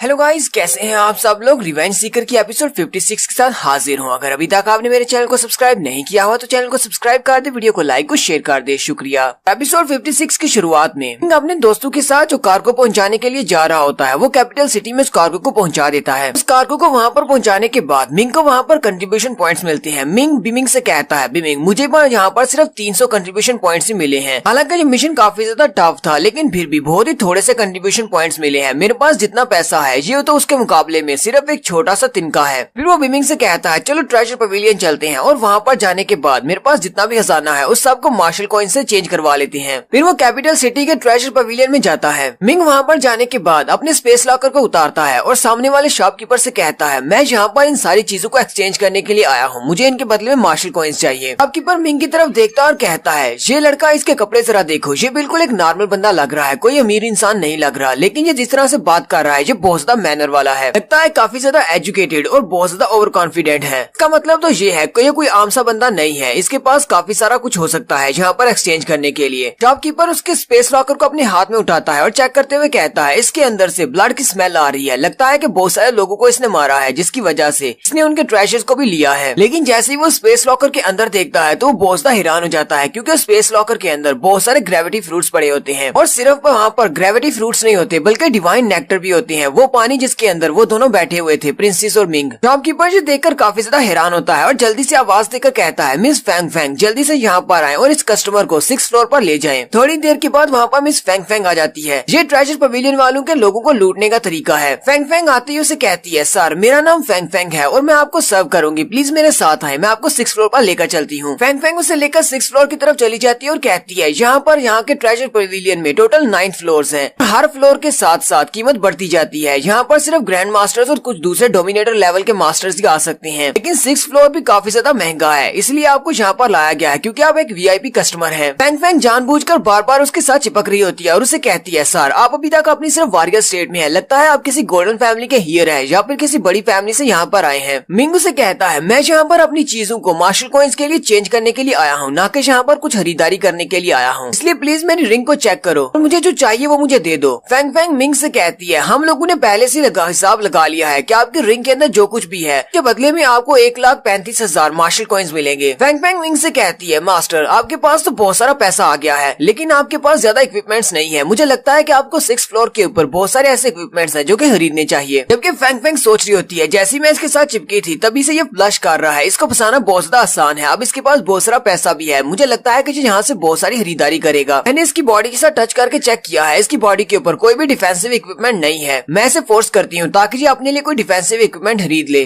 मिंग से कहती है, मास्टर ये लड़की बार बार आपकी बॉडी के साथ चिपक रही है ताकि ये अंदाजा लगा सके कि आपने नीचे कोई इक्विपमेंट पहने हुए हैं नहीं। मुझे लगता है ये आपको थोड़ी देर बाद कहेगी कि आपको अपने लिए कोई प्रोटेक्टिव इक्विपमेंट खरीद लेने चाहिए। मिंग उसे कहता है, कोई बात नहीं, मैं वैसे भी यहाँ से कुछ खरीदारी करने ही वाला हूँ क्योंकि मेरे पास प्रोटेक्टिव इक्विपमेंट्स नहीं है, मुझे अपने लिए कुछ इक्विपमेंट्स चाहिए होंगे। 2 घंटे की शॉपिंग के बाद मिंग तैयार होकर बाहर निकलता है। मिंग ने अपनी बॉडी के ऊपर आर्मर पहना होता है और साथ ही उसने बहुत सारी चीजें खरीदी होती है। फैंग फैंग उसे देखकर कहती है, सर आप तो बहुत ज्यादा हैंडसम लग रहे हैं, इस तरह के कपड़ों में आप बिल्कुल डोमिनेटिंग लग रहे हैं, बिल्कुल एक डोमिनेटर मास्टर की तरह। ऐसा लगता है कि आप चलते फिरते ट्रेजर हाउस हैं। अब जितनी आपके पास इक्विपमेंट्स हैं इसके साथ तो कोई ग्रैंड मास्टर भी आप पर अटैक नहीं कर सकेगा। मिंग उसे कहता है, लेकिन ये कुछ ज्यादा हो रहा है, सारे लोग तो मुझे देखकर ही पहचान जाएंगे कि मैं बहुत ज्यादा अमीर हूँ और बहुत सारे लोग मेरे ऊपर अटैक करके मुझसे ये सारी चीजें छीनना चाहेंगे, इसलिए मैं इन सारे प्रोटेक्टिव इक्विपमेंट्स को पहनकर यहाँ से बाहर नहीं जा सकता। फैंग फैंग उसे कहती है, मास्टर आपको इसके लिए परेशान होने की जरूरत नहीं है, मेरे पास एक तलिस्मन है जिसको कॉस्ट्यूम चेंजिंग तलिस्मन कहते हैं, इसे आपने अपने कॉस्ट्यूम के ऊपर लगाना है और आप अपनी मर्जी से जब चाहे अपनी कॉस्ट्यूम को चेंज कर सकते हैं। अभी आपको जरूरत होगी, आपने बस इस अपने तलिस्मन को एक्टिवेट करना है और आपका ये प्रोटेक्टिव इक्विपमेंट आपकी बॉडी के ऊपर आ जाएगा। चाहे आप अपने सारे कॉस्ट्यूम को अपने स्पेस लॉकर के अंदर ही क्यों नहीं रखते, जैसे ही आप अपने तलिस्मन को एक्टिवेट करेंगे आपकी बॉडी के ऊपर आपके जो प्रोटेक्टिव इक्विपमेंट्स आ जाएंगे। जबकि आपने यहाँ पर खरीदारी करते हुए 97,000 मार्शल आर्ट्स कॉइन्स को वेस्ट किया है, ये वाला तलिस्मन आपको फ्री में दिया जाएगा। मिंग उससे उस तलिस्मन को ले लेता है और कहता है अच्छा ठीक है, क्या मुझे तुम कुछ नॉर्मल कपड़े फ्री में दे सकती हो। साथ ही मिंग सोच रहा होता है मुझे लगता है कि लेंसू को भी यहाँ पर लेकर आना चाहिए, उसके लिए भी कुछ कपड़े खरीदेंगे। मिंग उनसे नए कपड़े लेने के बाद वहाँ से बाहर आ जाता है। वो चलता हुआ गली में जा रहा होता है। मिंग काफी ज्यादा परेशान होता है और बिमिंग से कहता है मेरे हाथ में तो पैसा रुकता ही नहीं है, मुझे इतनी मेहनत लगी थी वो सारे पैसे को कमाने में, लेकिन वो सारे का सारा पैसा मैंने एक ही दिन में खर्च कर दिया। बिमिंग उससे कहती है हाँ मास्टर, जब आप एक वॉरियर लेवल के मास्टर बन जाते हैं तब आपके पास बहुत सारा पैसा होना चाहिए, क्योंकि आपकी कल्टीवेशन के ऊपर बहुत सारा पैसा खर्च होता है। इसके अलावा आपके पास जो इक्विपमेंट्स होते हैं वो भी काफी ज्यादा महंगे होते हैं, लेकिन फिर भी मास्टर आपके पास जितना पैसा है वो तो रेड सन सेक्टर के किसी भी एल्डर से बहुत ज्यादा है। मुझे लगता है कि चीफ से बस थोड़ा ही आपका पैसा कम होगा। मिंग उससे कहता है वो तो रेड सन सेक्टर के चीफ हैं, उनसे मैं कैसे बराबरी कर सकता हूँ, उनके पास तो बहुत सारा पैसा होना भी चाहिए। मिंग अभी चलता हुआ जा रहा होता है कि उसकी नजर सामने की तरफ पड़ती है। सामने की तरफ से घोड़ा भागता हुआ आ रहा होता है और उसके ऊपर वो छोटा लड़का बैठा होता है। ये वही क्राउन प्रिंस है जिसका नाम हाउ जैन है। वो घोड़े के ऊपर बैठा तो होता है, लेकिन वहाँ पर उसके करीब पहुँचने ताकि वो वहाँ से गिरने लगता है। मिंग फ्लैश टैप को यूज करते हुए बड़ी स्पीड के साथ आगे बढ़ता है और उसको कैच कर लेता है और नीचे गिरने से बचा लेता है। मिंग उसकी तरफ देखता है और कहता है ये लड़का तो बहुत ज्यादा थका हुआ है, लगता है कि ये कोमा में चला गया है, और इसके कपड़ों के ऊपर जो ब्लड लगा हुआ है मुझे लगता है कि वो भी इसका नहीं है, वो किसी और का होगा। उसी वक्त पीछे की तरफ दिखाते हैं कि कुछ और लोग भी घोड़े पर बैठे हुए उस तरफ आ रहे होते हैं। वो मिंग से कहते हैं अगर तुम मुश्किल में नहीं पड़ना चाहते तो इस लड़के को यहीं पर छोड़ो और साइड पर हट जाओ, वरना हम तुम्हें भी मार डालेंगे। मिंग सोच रहा होता है आखिर इस लड़के की आइडेंटिटी क्या है और ये सारे के सारे रॉयल गार्ड इसके पीछे क्यों पड़े हुए हैं, क्या ये सारे इसको मारना चाहते हैं। मिंग कहता है मैंने अभी तो इसको बचाया है, क्या मैं इसको यहीं पर इन रॉयल गार्ड्स के हाथों मरने के लिए छोड़ दूं, लेकिन मैं ऐसा कैसे कर सकता हूँ। लेकिन अगर मैं इसको छोड़ता नहीं हूँ तो वो सारे के सारे रॉयल गार्ड्स मेरे पीछे पड़ जाएंगे और मैं मुश्किल में पड़ जाऊंगा। उसी वक्त मिंग की बॉडी के अंदर मैरिड स्टैली से उसे आवाज आती है। उसे कहा जाता है ये लड़का जैन स्टेट का क्राउन प्रिंस है, तुम्हें इसकी जान बचानी है। अगर तुम इसको बचा लेती हो तो बदले में तुम्हें बहुत सारे मार्शल पॉइंट्स मिलेंगे। तुम्हें रिवार्ड के तौर पर 1 लाख मैरिड पॉइंट्स मिलेंगे, जिन्हें तुम 1 लाख मार्शल कॉइन्स के लिए एक्सचेंज कर सकते हो। मिंग ये बात सुनते ही बहुत ज्यादा हैरान हो जाता है और कहता है क्या ये क्राउन प्रिंस है और क्या इस टास्क को पूरा करने पर मुझे वाकई में 1 लाख मैरिड पॉइंट्स मिलेंगे। वो रॉयल गार्ड्स भी अपने हंटर निकाल लेते हैं और कहते हैं ये लड़का उस लड़के को छोड़ नहीं रहा, इसे भी मत छोड़ना, चलो इसको भी साथ ही मार डालो। वो सारे मिंग के ऊपर भी अटैक करने के लिए आगे बढ़ते हैं, लेकिन जैसे ही वो अपने हंटर से मिंग के ऊपर अटैक करते हैं वो मिंग का शैडो होता है। मिंग तो वहाँ से गायब हो चुका होता है अपने इल्यूजनरी स्टेप को यूज करते हुए। वो सारे रॉयल गार्ड्स भी हैरान हो जाते हैं और कहते हैं ये तो एक शैडो था, वो कहाँ चला गया। नेक्स्ट सीन एक होटल का दिखाया जाता है। मिंग उस लड़के को लेकर एक होटल के रूम में चला जाता है। मिंग वहीं पर बैठा अपनी बॉडी को कल्टीवेट कर रहा होता है, जबकि उस लड़के को उसने बिस्तर में लिटाया होता है। मिंग मास्टर से कहती है मास्टर मैरिड स्टाले के पॉइंट्स के मुताबिक जो मैरिड पॉइंट्स हैं वो एक मार्शल कॉइन के बराबर होते हैं। आप इन सारे मैरिड पॉइंट्स को हाउटियन सेक्टर की किसी भी ब्रांच में जाकर एक्सचेंज कर सकते हैं। मिंग मास्टर से कहती है मास्टर अगर आप इस रॉयल प्रिंस को बचाते हैं तो इसका मतलब आप एक रॉयल फैमिली की कॉन्फ्लिक्ट में शामिल हो जाएंगे और आपके दुश्मन और भी ज्यादा बढ़ जाएंगे, लेकिन इसको बचाने पर आपको 1 लाख मार्शल कॉइन्स मिलेंगे और ये सौदा इतना भी बुरा नहीं है। मिंग बिमिंग से कहता है बिमिंग इन सारी चीजों को इस तरह कैलकुलेट नहीं करते, अच्छाई का बदला अच्छाई से दिया जाता है। मैं इस बच्चे को वाकई में बचाना चाहता हूँ, मुझे सारे मैरिट पॉइंट्स की जरूरत नहीं है। अगर ये लड़का क्राउन प्रिंस नहीं भी होता और अगर मुझे इसके बदले में 1 लाख मैरिट पॉइंट्स नहीं भी मिल रहे होते तब भी मैं इस लड़के की जान बचाता। मिंग उसे कहता है जब से मैंने अपनी कल्टीवेशन को स्टार्ट किया है तब से मैं बिल्कुल राइटियस पार्ट पर चल रहा हूँ। एक बुरा इंसान नहीं बन सकता वरना मेरी कल्टीवेशन बहुत ज्यादा इफेक्ट होगी। थोड़ी देर के बाद उस लड़के को भी होश आ जाती है। वो उठकर बैठ जाता है और मिंग से कहता है तुम कौन हो। मिंग उसे कहता है मेरा नाम मिंग जी है और मैंने तुम्हें तुम्हारे घोड़े के ऊपर से गिरता हुआ देखा था और तुम्हारी जान बचाई, फिर तुम्हारे पीछे कुछ लोग लगे हुए थे, मैं उठाकर तुम्हें यहाँ पर ले आया। मिंग उसकी तरफ देखकर कहता है ये लड़का तो वाकई में क्राउन प्रिंस है, इसने अभी अभी एक डेडली इंसिडेंट को फेस किया है, लेकिन फिर भी ये बहुत ज्यादा शांत है। हालांकि इस तरह ये अगर मुझे देखता तो ये घबरा जाता अगर कोई आर्म सा बच्चा होता। वो लड़का मिंग से कहता है तुम्हें मेरी जान नहीं बचानी चाहिए थी, मेरी वजह से अब तुम भी मुश्किल में पड़ गए हो, रॉयल फैमिली वाले अब तुम्हारे पीछे भी लग जाएंगे। मिंग उसे कहता है मेरी और तो कोई खास बात नहीं है, ना ही मेरे पास कोई खास पावर्स हैं, लेकिन मेरे अंदर हिम्मत बहुत ज्यादा है। तुम मुझे बताओ कि वो सारे लोग कौन थे, वो तुम्हारे पीछे क्यों लगे हुए थे, मैं जितनी तुम्हारी हेल्प हो सकी उतनी तुम्हारी हेल्प करूंगा। वो लड़का उसे कहता है मेरा नाम हाउ जैन है और मैं 5.5 साल का हूँ, मैं जैन स्टेट का क्राउन प्रिंस हूँ। तो अगर मैं तुम्हें सीधी सादी बात समझाऊं तो हमारे जैन स्टेट के हमारे किंग के 3 बेटे थे, उनमें सबसे छोटा मैं हूँ। अगर रूल्स को फॉलो किया जाए तो मेरे बड़े भाई जो थर्ड ब्रदर है उसको किंग बनना चाहिए था, उसको क्राउन प्रिंस बनना चाहिए था, लेकिन मेरे फादर जो कि किंग थे उन्होंने मेरे बाकियों के भाइयों को प्रिंस बनाने की बजाय मुझे क्राउन प्रिंस बना दिया। मेरे फादर ने कहा कि मेरे अंदर बहुत ज्यादा टैलेंट्स है क्योंकि मेरी बॉडी एक स्पिरिचुअल अवतार है, उन्हें लगता है कि फ्यूचर में मैं बहुत कुछ हासिल कर सकता हूँ, मेरी कल्टीवेशन बहुत ज्यादा आगे जाएगी, इसलिए उन्होंने मुझे फोर्स किया कि मैं क्राउन प्रिंस बन जाऊँ और फिर मैंने उनकी बात मान ली और मैंने क्राउन प्रिंस के टाइटल को बियर कर लिया। मिंग उससे कहता है ये तो बहुत ही अच्छी बात है क्योंकि तुम्हारे फादर ने कहा है कि तुम्हारे पास एक स्पेशल अवतार है, इस स्पेशल अवतार की वजह से मुझे लगता है कि फ्यूचर में तुम एक मार्शल आर्ट्स डोमिनेटर बन सकते हो। अगर तुम एक मार्शल आर्ट्स डोमिनेटर बनोगे जैन स्टेट के किंग बनने के बाद तुम जैन स्टेट के लिए बहुत कुछ कर सकते हो। मिंग उसे कहता है क्या तुम्हें पता है कि हमारी जैन स्टेट में मार्शल आर्ट्स गुरु बिल्कुल भी नहीं है और मार्शल आर्ट्स डोमिनेटर लेवल के सिर्फ 1 या 2 लोग हैं। लेकिन साथ ही वो लड़का रोना शुरू कर देता है, रोते हुए कहता है मुझे क्राउन प्रिंस नहीं बनना, क्राउन प्रिंस बनने की वजह से मैंने बहुत कुछ खो दिया है। अगर मैं क्राउन प्रिंस नहीं बना होता तो मेरे थर्ड ब्रदर मेरी मदर को नहीं मारते, मेरी माँ को मार दिया गया, मेरे भाइयों को मार दिया गया, मेरे डैड को मार दिया गया और लास्ट में जब कोई भी नहीं बचा मेरे अंकल गार्ड जो कि मेरी मॉम के गार्ड थे उन्होंने बचाते हुए अपनी जान दे दी। वो मेरे पैदा होने के वक्त से मेरे साथ थे। मिंग भी उसकी बात सुनकर बहुत ज्यादा हैरान हो जाता है और कहता है ये तुम क्या कह रहे हो, क्या हमारे जैन स्टेट के किंग मर चुके हैं? लेकिन ये तो एक बहुत बड़ी ब्रेकिंग न्यूज है, फिर यहाँ पर किसी को पता क्यों नहीं चला? लगता है कि स्टेट ऑफ जैन में बहुत बड़ी तब्दीली आने वाली है। और यहीं पर हमारी एपिसोड 56 का एंड होता है। एक्सप्लेनेशन अच्छी लगी हो तो कमेंट करके जरूर बताइएगा। चैनल को सब्सक्राइब कर दे, वीडियो को लाइक और शेयर कर दे। शुक्रिया।